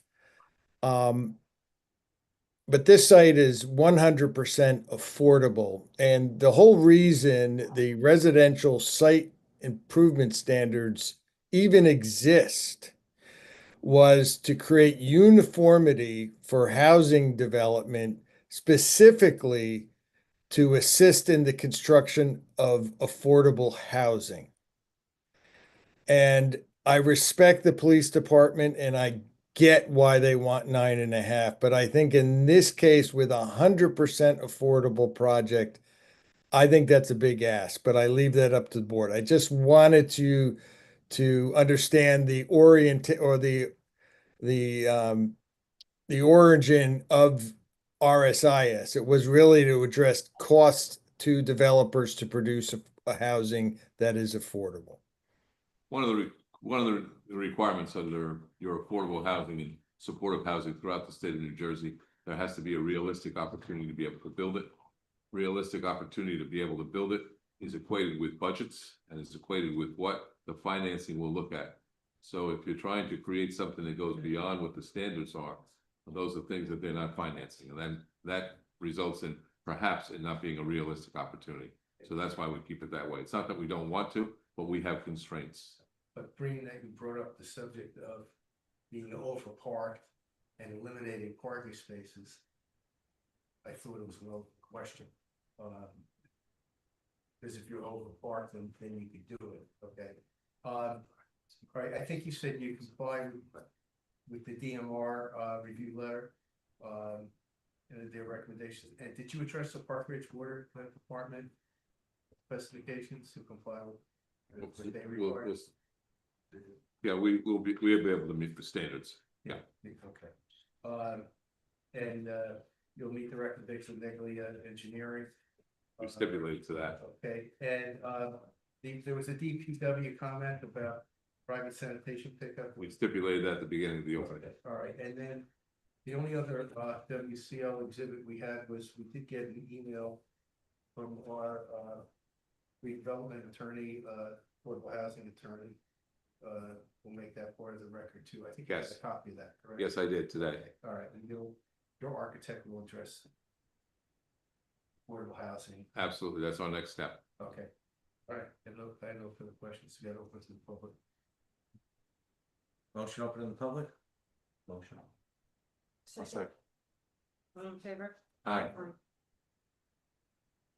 Open to the public for questions of this witness based upon his testimony. Being no one here. Motion closed. Motion closed. Second. Favor? Aye. Mr. Winiger, do you mind if we just take a 5-minute break? No We've been problem. I for think about the 2 hours stenographer now. would like that too. And I'm sure the stenographer wouldn't mind a little break. Laura?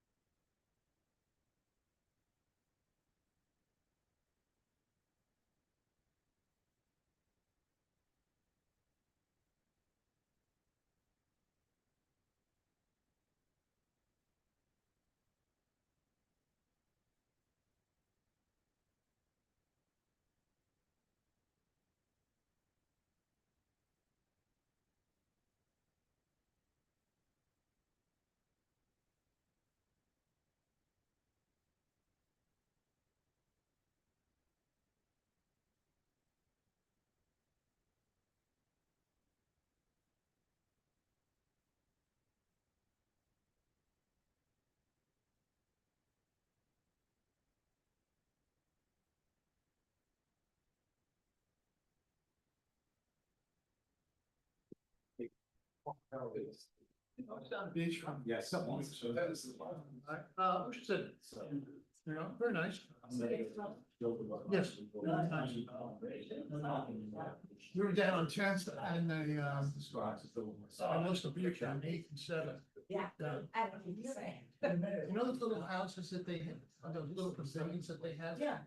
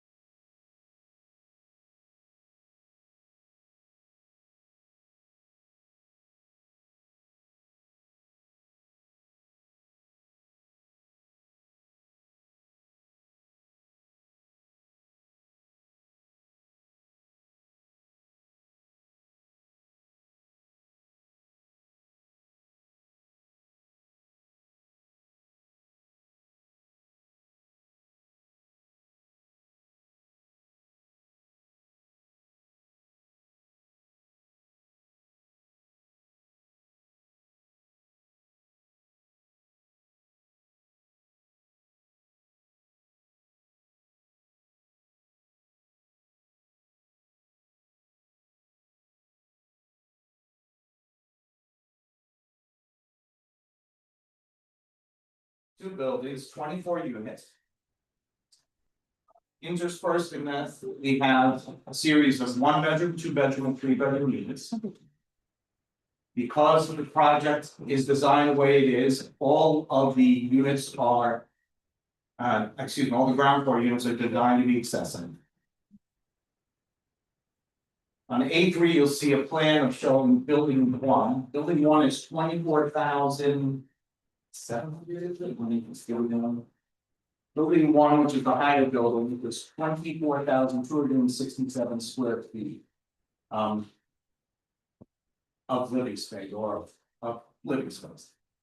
The building has a series of garages and entries into the building facing the drive. All those driveways, the garages, by the way, are 10 feet wide, so they're bigger than the spaces that are being requested by the police department, 9.5 feet. So the majority of the spaces in the project, or half of them, are meeting that requirement of 10 feet wide or greater than 9.5 feet. We put the garages in the building as private garages because it hides the cars. We think it's much more pleasant to see less ground surface parking and nicer to see. Parking that's hidden and the cars hidden under the building. Each one of these driveways has each one of these garages has a driveway in front of it with the 2 entrances, the entrances that access a car inside the building. And this building, which is provided with an elevator, provides accessibility to all the units for building 1. Building 1 is comprised of a total of 17 units. Of the 17 units, we have 4 of them that are special needs units. And Mr. Whitaker wanted me to elaborate, so I'll explain. So special needs units are those who are diagnosed with, on the spectrum with either a developmental disability or with a physical disability by the state of New Jersey. Those units are located here in the middle, these 5 units. We tend to group those together because it's somewhat of a community where they rely on each other. These units are 2-bedroom units. The way those are usually arranged is that they find 2 complementary roommates who can reinforce each other's abilities in the sense that they build. So if one maybe is wheelchair bound, one is mobile. If one has a certain disability with learning and another one has a certain physical disability, they put their those together. But ultimately, they do the sponsor, or in this case, Bergen County United Way, does a wonderful job of trying to fit a pair of residents together that complement each other and allow them to thrive independently. So it is for independent living. However, there usually is a sponsor because of the arrangement with the state, and that sponsor is someone who usually does arrive at this building once or twice a day, depending on the resident, and make sure that they are either taking their medications as they should, make sure that they are caring for the apartment as it should be, making sure that everything's in its place, and also if they have any questions or need any help with anything, they're there to offer that.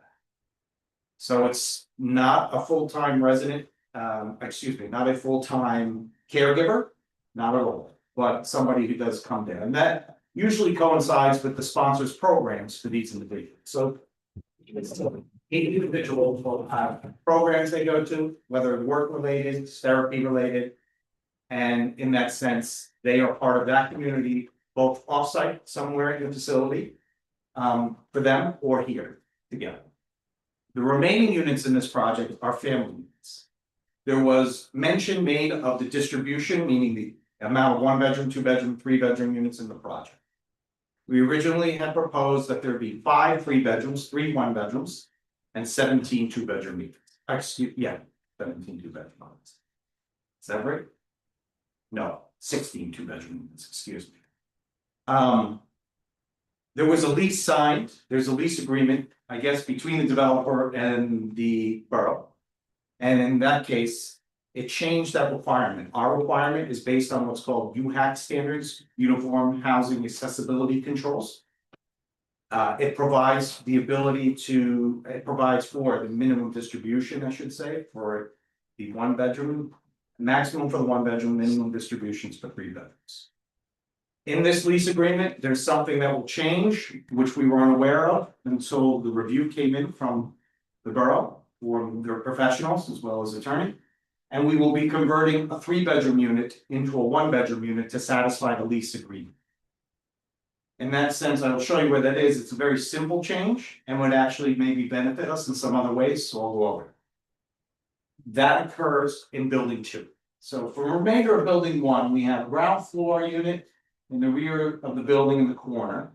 The remaining portion of this building is unexcavated. It's not a basement. It's not excavated, meaning it's filled, and there's just walls around it as if it was part of the outside structure. It's underneath it, but it's not being used for living space or anything else. Why is that? That is because the back of this building is buried in the ground, which is something that Mr. Vince mentioned, and you can see on diagrammatic form A2, A1. Elevation. Building 1 right side. And this stepping shows the retaining walls that are being added in the back. The basement occurs right here and it's really virtually buried in the ground. What we're doing is we are sinking the building in the ground, as we mentioned in the beginning, as a retaining wall. The 2 walls that step up behind it basically exceed or are at the first floor height. So from the rear of this building, the only thing visible is really the second floor and the roof. But since the site slopes another 30 feet above this project, from this second wall, 30 feet higher, the top of the slope at the back of this property is well above the roof line by at least the story is up 2. So we have a lot of space in, meaning we have a lot of space below that is looking at the slope rather than looking at anything else. And anybody in the rear is looking over the building. The remaining floors of this building have 8 units per floor, both first and second floor, second and third floor, excuse me. Second floor is 8 units, of which we have a 3-bedroom. And then the remaining are 2 bedrooms, except for the corner unit, which is a 1-bedroom. These unit configurations would all remain. All these unit configurations meet the minimum area requirements for affordable housing. Aside from the 2 units in the front labeled I, the remaining portion of these units are family affordable units by the borough's request and need for their housing plan. If we go to building 2, which is across the drive, the back of which faces Broadway. Building 2 has a total of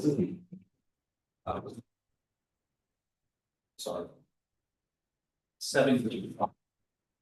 And of the 7 units, we've had 3 bedrooms. We're going to remove the 3-bedroom on the ground floor, which is, or the lowest floor, the basement floor, which is on the Broadway side. And we're going to replace it with a 1-bedroom unit and create an area for utilities off of Broadway, which actually would be very beneficial. Because then we can eliminate what's required or what we placed as a mechanical room on the side of the building. And instead, we can take this platform and use this for condensing units if they need to put condensing units, and it'll be in the middle of the project and it would be sides. In addition, because this project is located where it is in the slope, the building 1 building will have most of its condensing units from split systems, if they are split systems, which I'll describe in a minute. In the rear of the building, at this platform, at this first level of grade. Okay, before the first retaining wall, between the retaining wall and the project building. That is also there for egress capability, because this project requires egress windows in every unit on all the floors really. And because of that, we wanted to provide a fire access way in the back for anybody with a ladder or fire department to provide egress, emergency egress from those units. Going back to building 2. Building 2 has exposure all around for egress, so that's not an issue. It has a 4-car garage in the front of the building. No driveways here because of the arrangement for the on-site parking behind it, the parking lot. And then inside of this building, we have a stair which accesses all the units on each floor. There will be 3 units on the top floor. 1 is over the garages, and then when the garages begin, we will have just 2 units in the building facing Broadway. So 6 units of the 24 face Broadway on the front building. And then the 4-car garages will have no excavation underneath it. Again, for the simple reason that you can't access it really, and it has no windows.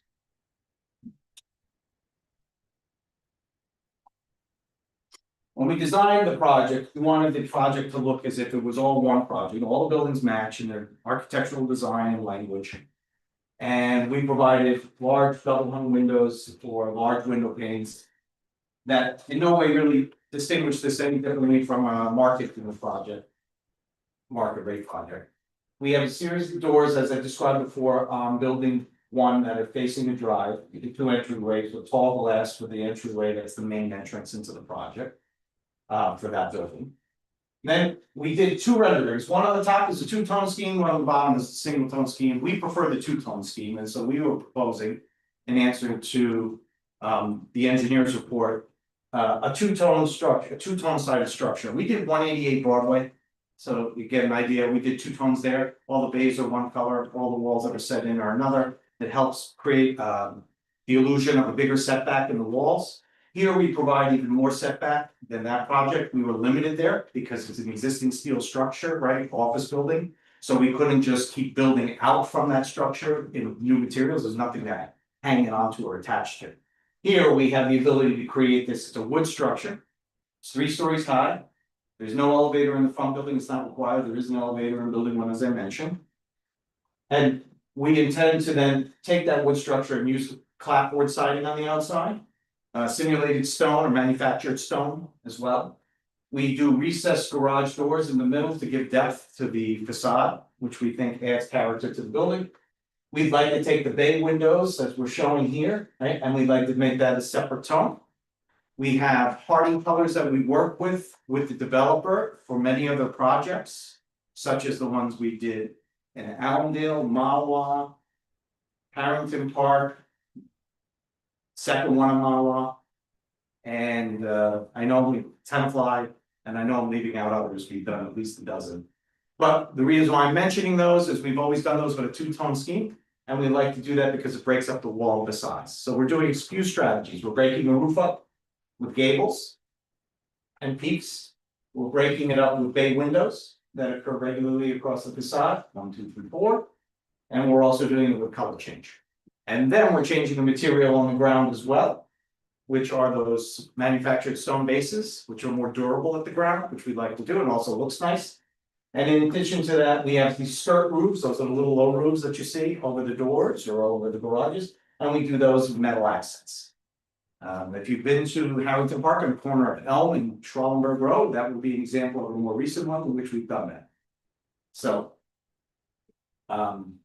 By no means are we restricting or holding back on materials, material changes, or the quality and durability of materials.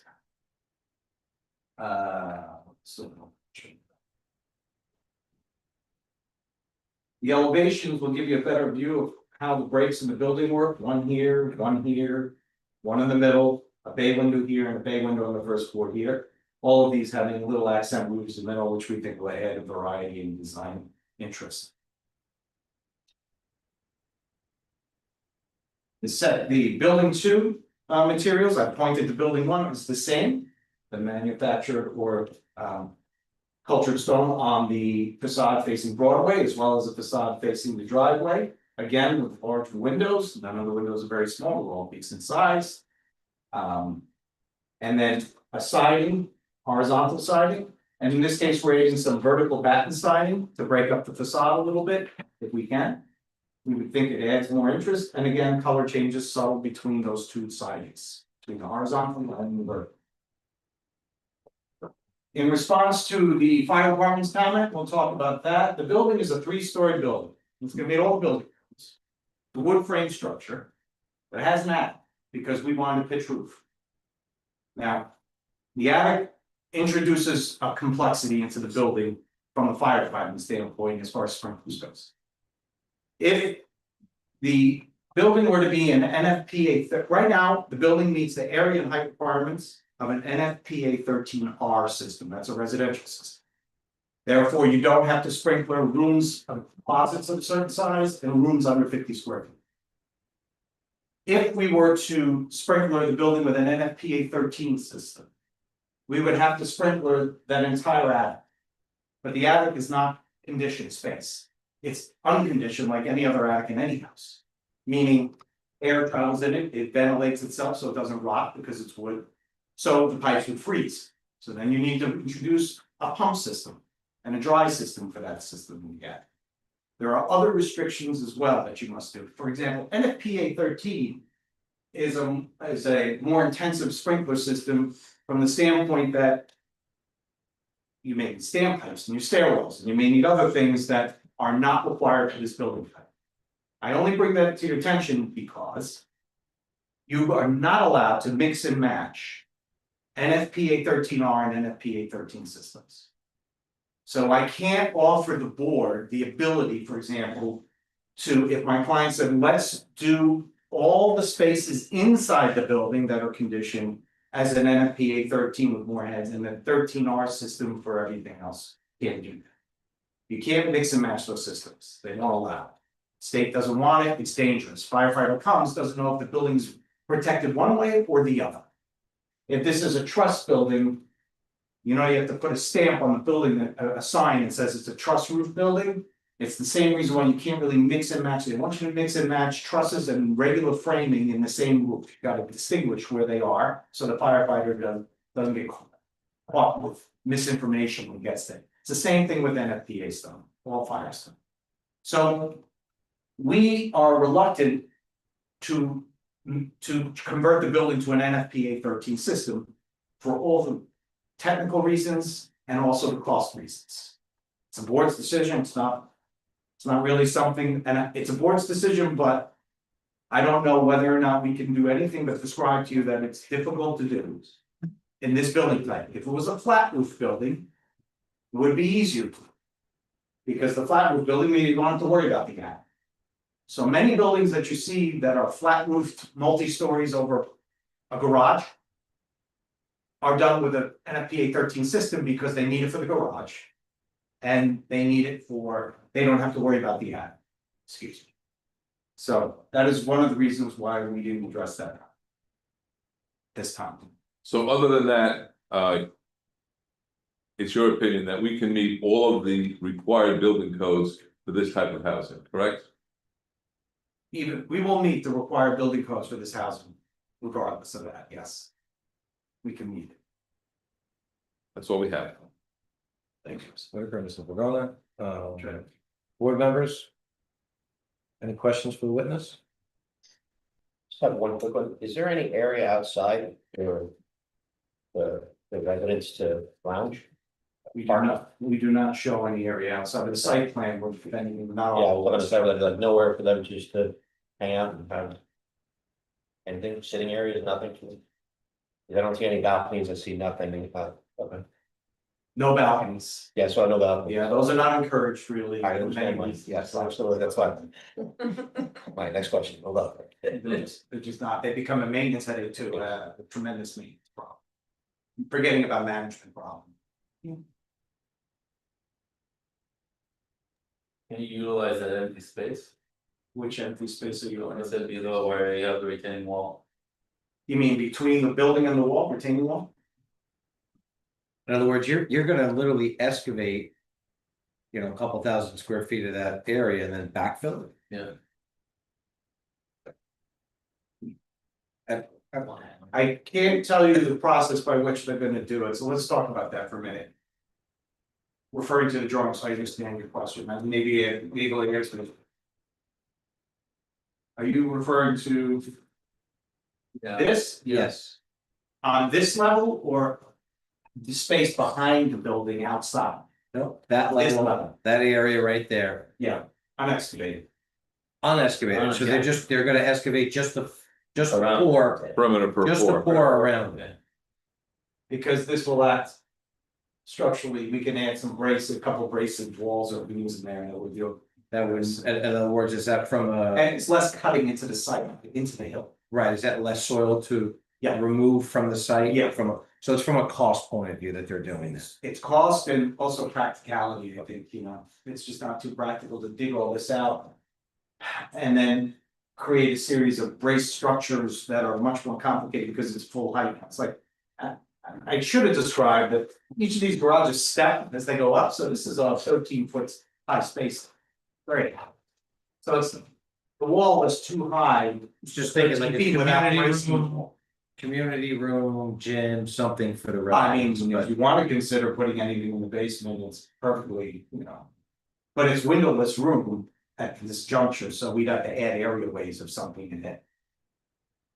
I have to check with DCA to make sure that's. I don't know the code, I'm just saying. Right, DCA has a lot of, for special needs, DCA has restrictions about basement spaces, usually you need to have access to. Is that the support, that's supportive housing? Yes. That whole structure? Yes, oh no, just the 4 units in it. Just the 4 units. So the problem I have is that as a designer, once you include, or architect, once you include the special supportive. Yeah, the minimum You standard. can't, right, you can't really adjust that, it's just like NFPA, you can't just do half a building, not half the city, it's for half the residents. So. We could consider it if you find a way out, I could put it down. Yeah. Professionals? Mr. Trost, you back? Yes, I don't have a question. I have a comment based on the testimony for the board to consider. Hearing the testimony and knowing what happens with garages, and by the way, I commend United Way Bergen County for providing garages. I don't think in my 40 years I've seen an affordable housing project with garages. So I think it's great, but the tendency is to use garages as storage. That should not happen. Particularly with the parking on site, you need those garage spaces for cars. So if the attorney could craft a potential condition, if the board accepts it, to limit or to ensure that each parking garage allows for cars to park, not to be encumbered with extra storage and boxes and et cetera. We have the answer. I may be able to do one better. Along this wall, we may be able to provide storage compartments for all residents. We've done that before in a lot of our multifamilies. It does actually become a big asset for the resident. Provisional lease fund. We have a provision in the lease too. Special needs actually require some storage. So, Not full storage, automobile be parked. and we can, How is it enforced? Management company, Regulation. not the town, management company. This applicant's not first rodeo, they've been doing a lot of different facilities, also, as we said, all through the county. They have a very good record of management, so they can certainly take care of that. Anthony, any questions? I don't. Motion open to the public? Well, you didn't ask me. Oh, I'm sorry, Sal, I forgot. I skipped over you. Insulted. Go ahead. Okay, the material. You mentioned the manufactured stone, and you mentioned clapboard siding. we use culture to manufacture together. It's the same thing if anybody's wondering this. Okay. It also could be. In our most recent project in Harrington Park, it was actually real stone, real 2-inch thin stuff. So. It's a veneer cladding instead of a full bed. That's what I'm getting, but it's stone. Then, yes, you have the cement clapboard siding, yeah. Okay, all right. You didn't say cement, but you're saying. It's going to be. Okay, so similar to a Hawaii board. Yep. Siding. So. And I think you were giving an option on the color scheme, either the two-tone or more uniform, monochromatic. I prefer the two-tone, if the board is amenable, we'd like to do. So the board has to make a choice as to. It was only because the engineering report had mentioned describing, the variations of the materials on the outside. Normally, I would suggest that we would do a two-tone scheme, and that's why I described it. I just want to make sure the board's aware of it. And I referred to the one down the street because we did the same, and I think at that time the board actually wanted it as well, like encouraged it. Well, I bring that up so the board can indicate their preference and I can put it in the resolution. Yes. Okay, and where the manufactured stone or cultured stone or real stone veneer goes, can you describe those Yes. areas where it's going to go? So we have it on building 1, which is a larger building at the ground level of the garage areas. in either pier form, either in full wall height, meaning full first floor height. Or as some piers in the front, so I'll show you, and it's easier to see more technical. Here, we are showing it. On the lower wall. For car guard, bumper guards near doors, we're showing it around the entire entryways. Of the two entryways, as well as the entire center portion of the building, on building one, the entire center bay. Is stone up to the ceiling, the first floor window sill, okay? So I think the easiest way to reference it is as per the architectural plan. I'm gonna refer to this for all of them, yeah, so. Okay. And it returns on partial Building two, no, Building two, yeah, yes, building two, yeah. In building two, we're doing it along the garages same way. That's per the plan in the front, and then. In the rear facing Broadway, we actually extend the stone up. To the second floor in two locations.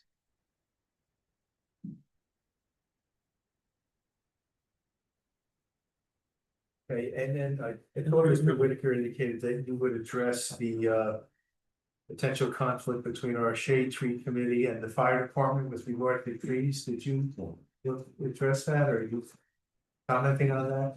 Request that no high growth trees be planted in the front of the building. And none to be planted in front of the rear of the building. My guess is so that Oh, apparatus. they want access to Right. the walls. Right. And I'll have our planner comment on that as well. So what we would normally do is, and we did this in Harrington Park, we had the fire chief give us a distance from the building they required for a clear access with. Ladders and equipment, we would do the same and make sure that nothing impedes that. All right, so So the answer is yes, we will accommodate that comment and keep the trees away from the building, but we would like to know. get some guidance. Oh, yeah, what that would be.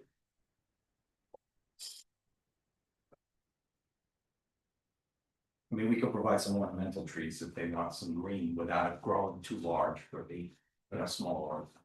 Mr. Trost, do you have any comments on that? He's back. I hate to get in between the fire department and a tree. I understand the public safety issue, but I also understand the visual requirement. I think the architect is correct. The distance of the tree to the building is the key to the answer to that. And I don't know what that distance is off the top of my head to give you an opinion. Okay. I think it could be worked out as part of a condition of the resolution. I'll address it in the resolution. If the fire department involves its shade tree committee, they'll come to an Get them to meet their minds together.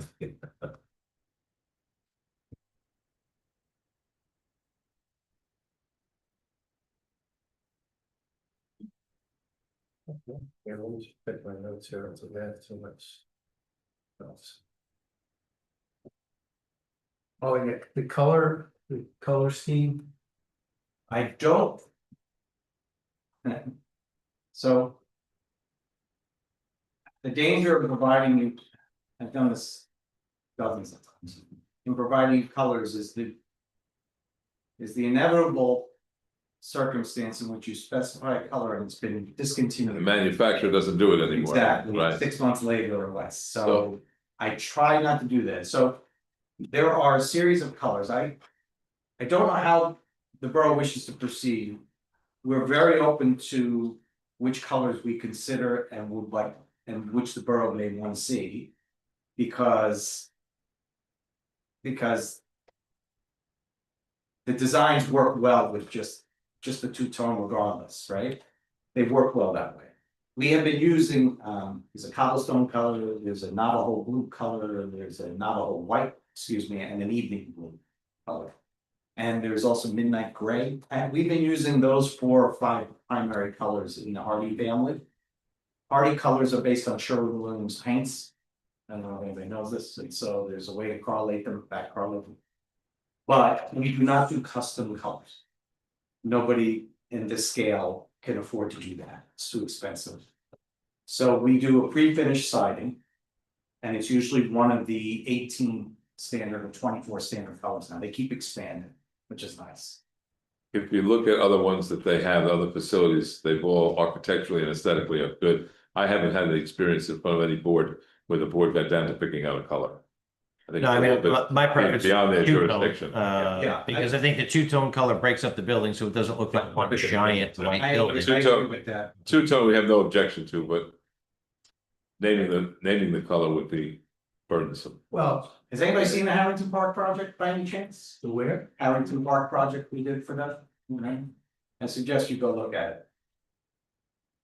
Well, I have people asking I me don't they can know buy the- the unit, I I'm don't like, it's know not the- for sale, it's affordable taxes, they look at me like a crazy.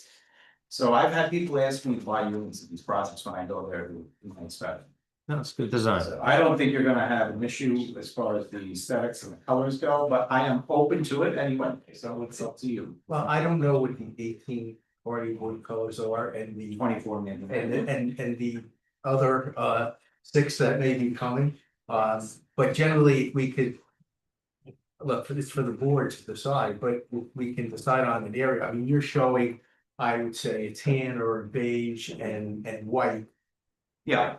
So they use the language, Your renderings. they use the language light tones, Or neutral Where I'm color. sticking to for light tones, I am, Yes. I am. light tones. Not that I think that the blue would be bad either. It'll look good with the light tone as well, if you want more contrast. I only stuck to lighter tones because of the range in the buildings where they sit and there's a lot of rain. But that's. I'm not, no. I don't think they choose colors. I'm- My wife, wait for it. Just for the board's knowledge or education, when we did the project, and I only use Harrington Park because it's the most recent, but when we've done all of these. Stone first, because stone colors are the most limited. And then you work from the stone, you always work from the most limited palette to the most flexible. So we always pick the stone color first. When we had the opportunity to use a real granite, like, or a real, like. Blue stone, so to speak, it was. Beautiful stone. But it was in the grayish family, so we used the blue because it complemented the grayish family. If we should be doing this and we find a stone that's more in the brownstone families or the limestone family, and you get a Stick in great the- stone. And you're sticking the. Then you start going for the more natural tones and the more light color tone. It just, it develops with the materials that you select with the most limited one, which is. I think from this board's point of view, just a two-tone is probably what they're gonna be looking for, but it breaks up the front of the building, so, plus you've developed, the different peaks and the bump outs, which also helps shape the building dramatically, so. I think that'll look good. But I do want to ask a question. I mean, they've done a lot of projects. Are they usually two-tone in Yes, that? They almost are, all of them. almost all of them. Yeah. As long as it fits in with the model that you guys. Yeah. can do. Look, don't get me wrong, it's a more modern project, we would probably try not to do too much two-tone, we would. Group the tones together around the windows and make objects that look like they fit together. This is not that style, this is a more traditional building, so we're gonna do two tones. Emphasizing the architectural features on it with a tone, separate tone. What I'm suggesting, I get it, with 2 tones, it seems like that's what the board's in favor of. If there is a color that you have in mind, like it be a tannish color, a gray color, a bluish color. Depends on the stone. Or have any preference or no preference. That's all I'm saying. I have a preference. Rather than be surprised. It's basically a single family, and I think that I'm not really I like. I'd say don't make it pink. Yeah. You should just pick the colors. So that's Yeah. good. Them pick the colors. You don't have to stick to- No, So we they don't. pay designers to pick the colors, like. If you don't mind, I'll just give you an idea of what we're gonna do first. I'm gonna confess, I had a stack of 10. 8 by 10s with the two-tone colors that I left in my office, so now. Mr. Whitaker, this is Mr. Whitaker, this is the last Can one. can I just show you that's. Mr. Whitaker? Yeah. This is the last witness, or we. Yeah, just- It's beautiful. We just get a No, motion. it's not, We get a you know, motion you were to trying to compliment all the. half hour, Can you pass your phone around? Sure. Do you mind? half hour. Angie, can you second that? I'll second that. Thank you. All in favor? Perfect. That's the blue. I That's like the the blue. Yeah, for half an hour. We got a motion on the table to extend the meeting for a half hour because we're just running over. We just get a all in favor. Yeah. Any opposed? All right, so we got the meeting extended. Are there any other questions for the witness from the board? Oh, yeah, I actually, I do, and it's an important one.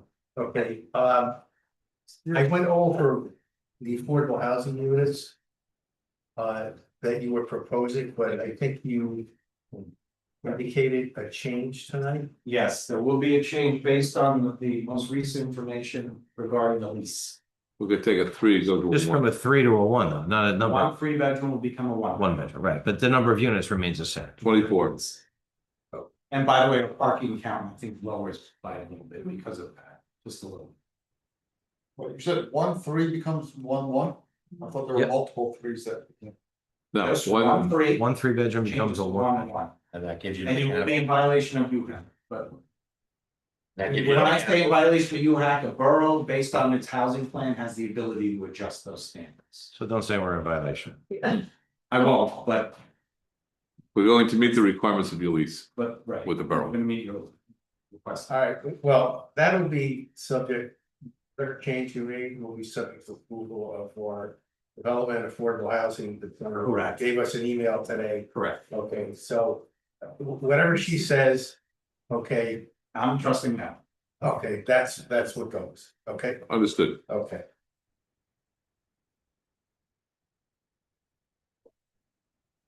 Okay, I think that's all I And have. that's good. Mr. Trost, do you have any questions for the witness? No, I have no further questions or comments. Ms. Marsh? Not really a question. I just want to remind everyone that this is in compliance with our round 3 affordable housing, not our current affordable housing plan that's being reviewed. Yep. All right, so can you get a motion to open to the public? Motion to open to the public? Sorry. All in favor? Aye. Anyone from the public want to comment? Or actually question the witness, then we got to open for open comment? Seeing none, can we get a motion to close? All in favor? Aye. Okay, thank you very much, Mr. Virgo. This concludes our direct presentation.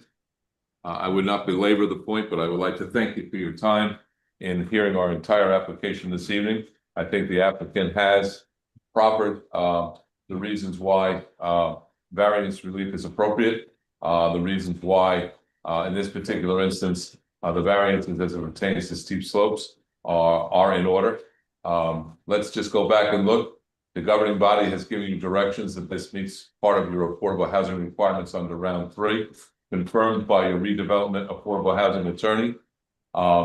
The site had been picked by the governing body and it was contemplated that steep slopes were there then. And so the steep slopes are now here, but very creatively, you only have a very half of the lot actually being developed. So from the attention of steep slopes, where sometimes a developer comes in and clear cuts and has to move the soil on an entire lot, that's not occurring here. So I believe on the basis of what we've proposed here, this use is inherently beneficial, again, meeting your affordable housing needs. And so I would respectfully request that we be granted preliminary and final site plan approval, variance approval, and the soil movement approval as testified to. Thank you. Just for clarity, Mr. Whitaker, the 3 parking spots, which the engineer discussed earlier, Mr. Weiss, we're gonna remove those 3 spots, correct? We're gonna reduce it, we still meet the parking requirements overall. Okay, so just so we're clear on the And application. we'll also be put into a resolution, one 3-bedroom as testified to becomes a 1-bedroom.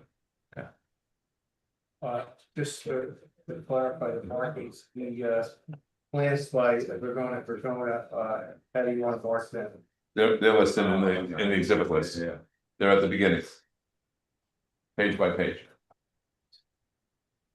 Front page. Oh, they are. All right, so. The AR one, we can't wait to, all right, I got it. All right, can we get a motion to open to the public comment on this application? I'll make a motion to open to the public. All in favor? Aye. Seeing no members of the public, we get a motion to close. Motion to close the public. Favor? Aye. Okay, ladies and gentlemen, it is time to vote. So we're voting on the applicant to approve or not the application as amended by Mr. Whitaker in removing the 3 spots and converting the 3-bedroom to a 1-bed. With all the stipulations and conditions and with that change subject to approval by our affordable housing attorney. I'll make the motion. Second, Switcher to Carluccio? yes. Councilwoman Marsh? Yes. Mr. Panza? Yes. Mr. Scherer? Yes. Mr. Friedberg? Yes. Vice Chairman Dewan? Yes. Mr. Barbara? Yes. Mr. Mazur? Yes. Chairman Beltrame? Yes. It's approved. Thank you very Thank you much. very much, Mr. Whitaker. Good evening, everyone. Thank you. Get a motion to dismiss. Motion to close. Oh, no, wait a minute. We got a discussion. I'm sorry, I forgot the agenda. We need 5 minutes. Everybody stood up. Yeah, it doesn't matter, sure. All right, so one of the things that we had on the agenda, I don't know if you saw it or not, but was to discuss. You might wanna recuse yourself. Because it's Tice Boulevard. What? Yeah, I mean, of course, the audience. Sure. we wanna be- I will recuse myself. I think it's probably a good idea. As one of the owners. Recuse permanently. Right. So one of the things that we've talked about with the planner and looked into is trying to rezone Tice Boulevard for something other than what it currently is, which is suburban office market, which is not doing so well. So we're looking at a couple of office buildings over there that are likely gonna go dark and become empty and then possibly wind up turning into another piece of land. So we've looked at some of the different options, film studios being one of them, and possibly data centers. And what we're looking for is basically to give the mayor and council our recommendation to look at those 2 potential zoning uses, and even retail. Right, 100 Tice could become more retail and could almost continue, the Tice strip mall right into 100 Tice. Which is the office building across the street from 50 Tice, the one with the fountain. Studios? Data center and retail. Part of the problem is that we gotta do a little bit of research in order to do that. They gotta spend a little bit of money to dig that up. So what we're thinking is if we put the zoning in place and an applicant comes in with interest, then we can help develop and craft, for instance, a data center takes, a $50,000 engineering study from PSE&G. Right? It doesn't make sense for us to spend 50 grand to pay PSE&G to look at it to see if they have the power necessary to deliver to the data center. If a data center comes in and wants to try to put a data center there, the zoning's in place, they can go to PSE&G, spend the money, see if they got the power. For Space for data center? each site is basically about 20 acres. With the exception, I think, of 100 Tice, which is like 11 or 13. Which even that would be a decent size, so What's yeah. a decent size for a data center? Anything north of like 150,000 square feet would be a good size data center. From a film studio point of view, Fran and I spoke with the state. The state has incredible incentives for film studios. If you meet a certain size, which I think is 12 studios, which according to them breaks out to about 250,000 square feet. So I think film studio would work on a 20-acre site as well. And how film studios work, are they in their Jersey City or Bayonne or where? Give me. There's, so right now, they have, Netflix just signed on for the old, Fort Monmouth. Oh, right. It's like 100 acres. That's gonna be a monster, but that's a self studio. It's only for them. It's not a for lease studio. Cinelease in Jersey City is a small 3 full studio, for lease studio. 1888 is gonna be like a 40-acre site in Bayonne. That's gonna be a for lease cinema studio. And don't quote me, maybe Lionsgate is doing something in Newark. with like, I think 80,000 square feet. There's a huge demand for it. There is a huge demand for it. We don't have this, they don't have the space in Jersey. So you're starting to see, and you're probably reading, Myself. thank you. You're starting to read a lot about movies being filmed in Jersey. There's a reason, right? And there's a specific union rule with all of the labor unions, carpenters, you know, truck drivers, electricians, lighting crew, actors from Columbus Circle. There's a 30-mile radius that you have to be within, and we are within that 30-mile radius. So we would be on the map if it, you know, if a studio were to approach the town and say, hey, you know, we're interested, you know, we would have the zoning in place to allow them to come in and do it. And how does it work as far as public transportation sector? We've got Jersey City, you've got, I mean, do we have what? you're with it, so Studio. part of that 20 or 28-mile or 30-mile radius is for transportation. Right, because otherwise the actors and everyone has to stay overnight. Right, now the studio comes with a lot of ancillary support for office space, hotel use, some additional, you know, basically support to the area as well. Right, but you know, right. But the idea basically is that it would bring some additional, you know, commerce to the area as well. Data center, extremely valuable. Well, Altapan's just building, they're having a real problem over there in Altapan because they want to put it double the size of the one that they have on the lake. That's on the lake though, right? Yeah. You can't use water. They'll have to air cool it, but you know, they're very, very valuable from a value of the asset.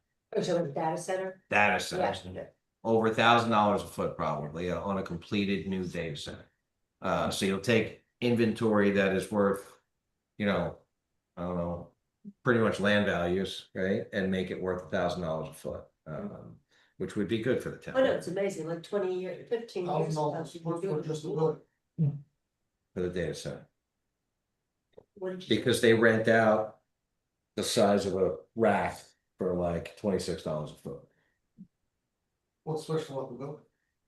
Not much other than power. Power? Yeah, high power, you know, redundancy, high cooling. It's expensive to build, no doubt. A lot of cooling. Lot of Well, cooling. the structure itself, it's not like heavy batteries or. No, it's heavy floor loads. It's, yeah, they're not usually 2 stories, but they have done them 2 stories. And I mean, I did a little bit of research on them, just general research. Let the mayor and council basically take it from there. I just want to know your opinion. One of our boards is the planning board, right? Try to plan for vacant space that we have coming up and make some changes. There's no traffic in data centers. Yeah, that's Basically almost zero use. I mean, the film studios can have some potential traffic issues, truck traffic, right? If you've got 12 studios running, every time one of those studios takes, you know, a gig, for lack of a better word, they're gonna have 12 tractor trailers roll in, unload, roll out. Come back 3 months later and pick it all up. You know, but it's still a lot less impact than, you know, a day-to-day, you know, of. Full office building too, how many people are out of a full office building? A lot less foot traffic. Correct. And it'll also help the existing office buildings survive. So a studio, you know, like that would probably need, you know, close to like 20,000 square foot of office space in addition to it. It would create, would have collateral benefits. Correct. To the community, Yeah. whereas a data center might not have collateral benefits to the community. And Like, data center would probably be a lot less impactful though, too, because you'll have, you know, basically you'll have some truck, you know, traffic, very, very little, and there'll be small, there'll be like UPS trucks coming with racks. Very impact high ratables because. Correct. ACNG will work on our infrastructure too for free. I mean, you know, we're guessing that, you know, Chestnut Ridge was probably built in what, the late 80s, early 90s? And they do that. Oh, what was it, 80s? Right? So you probably have the infrastructure there to be able to tie in. They need I don't know what it's called, but it's some redundancy. So if one grid goes down, they get fed by another one. You know, they do have generators that need to run the data centers, but they're limited on how long they can run because they're running, you know, on fuel basically. So they can't set up a data center with only one power source that could be down for a period of time. I mean, northern New Jersey has much better grid than southern Jersey, so that's a good thing. Again, you know, our job is to try to plan for some potential vacancies and. For our input as to which way we're leaning towards. I'm looking to see if we could recommend to the mayor and council, basically, we'll have Sal send a letter to the mayor and council that says, in our opinion, we'd like you to look into these 3 zoning options for Tice Boulevard. So that as these, you know, units become vacant, we're ahead of the curve. Yeah, you might want to hear from a planner too as to what other types of. Correct. Or uses would be compatible with us. He's gone, right? Yeah. I think David Wow. did go. Okay. All right, so we're okay with that? Can we have a motion to send a letter to the mayor and council regarding those 3 uses? I'll make a motion. Should we have time to, I don't know, do we want to think about other suggestions or? Are there any others that you? Were those the- We've been kind of kicking around, so that Fran and I kind of came up with. Oh, okay. It says data retail and what else? Film studios. I think it's for us, a contract, an acting contract. Yeah. Looking for my new film. Retail. I'll go back to you. To the extent- Yeah, because 100 Tice could potentially be tied into Tice, you know, Tice Strip. Could also be, you know, what are they, 12, 14-foot ceilings there? It could be a loft. You could make it into a series of lofts. That's a lot of what, 240,000 square feet? Yeah. So, no. 100 Tice is smaller than that. That's a small. Nikki, do you remember the size of 100 Tice or no? The actual building itself, no, but Yeah. the footprint's not. It's not It's not as that big as the other ones in though. It's about half the size. I think that one's like 110-ish. Still a big building, but. The other one is like 250. The others are like 250, 300, yeah. And also, just because you make the recommendation or we rezone it, doesn't mean if a project comes that is a film studio, but it's not a good fit for us, we don't have to approve it. We're just more opening the option that everyone can look at these other types of, you know, zoning instead of just keeping it office or having it turn over to residential, which we'd prefer not to. It's like 100 Tice. Well, that being said, though, if you have Too early. a place and they don't need variances, you know, you have to have a reason to deny them too. So the zoning ordinance would have to be. Again, you would still have, Specific. we're way ahead of trying to draft the ordinance, but the idea is to just kind of get the word out. If we have a letter that goes to the mayor and council, the mayor announces that they're investigating it. Now, all of a sudden, if you're a broker that has a project that you know is coming dark in the next year or two, you're starting to market it, you're gonna be able to hear, you're gonna keep tabs on what the town is doing and be able to hear that, hey, this may work, let me call this group of people, it's not just an office building anymore. So. Yeah, Second, yes? that was Art for the second, Jerry for the first. All in favor? Aye. Great. I need a motion to adjourn. Motion to adjourn. All in favor? Aye. Nobody wants to stay? Thank you.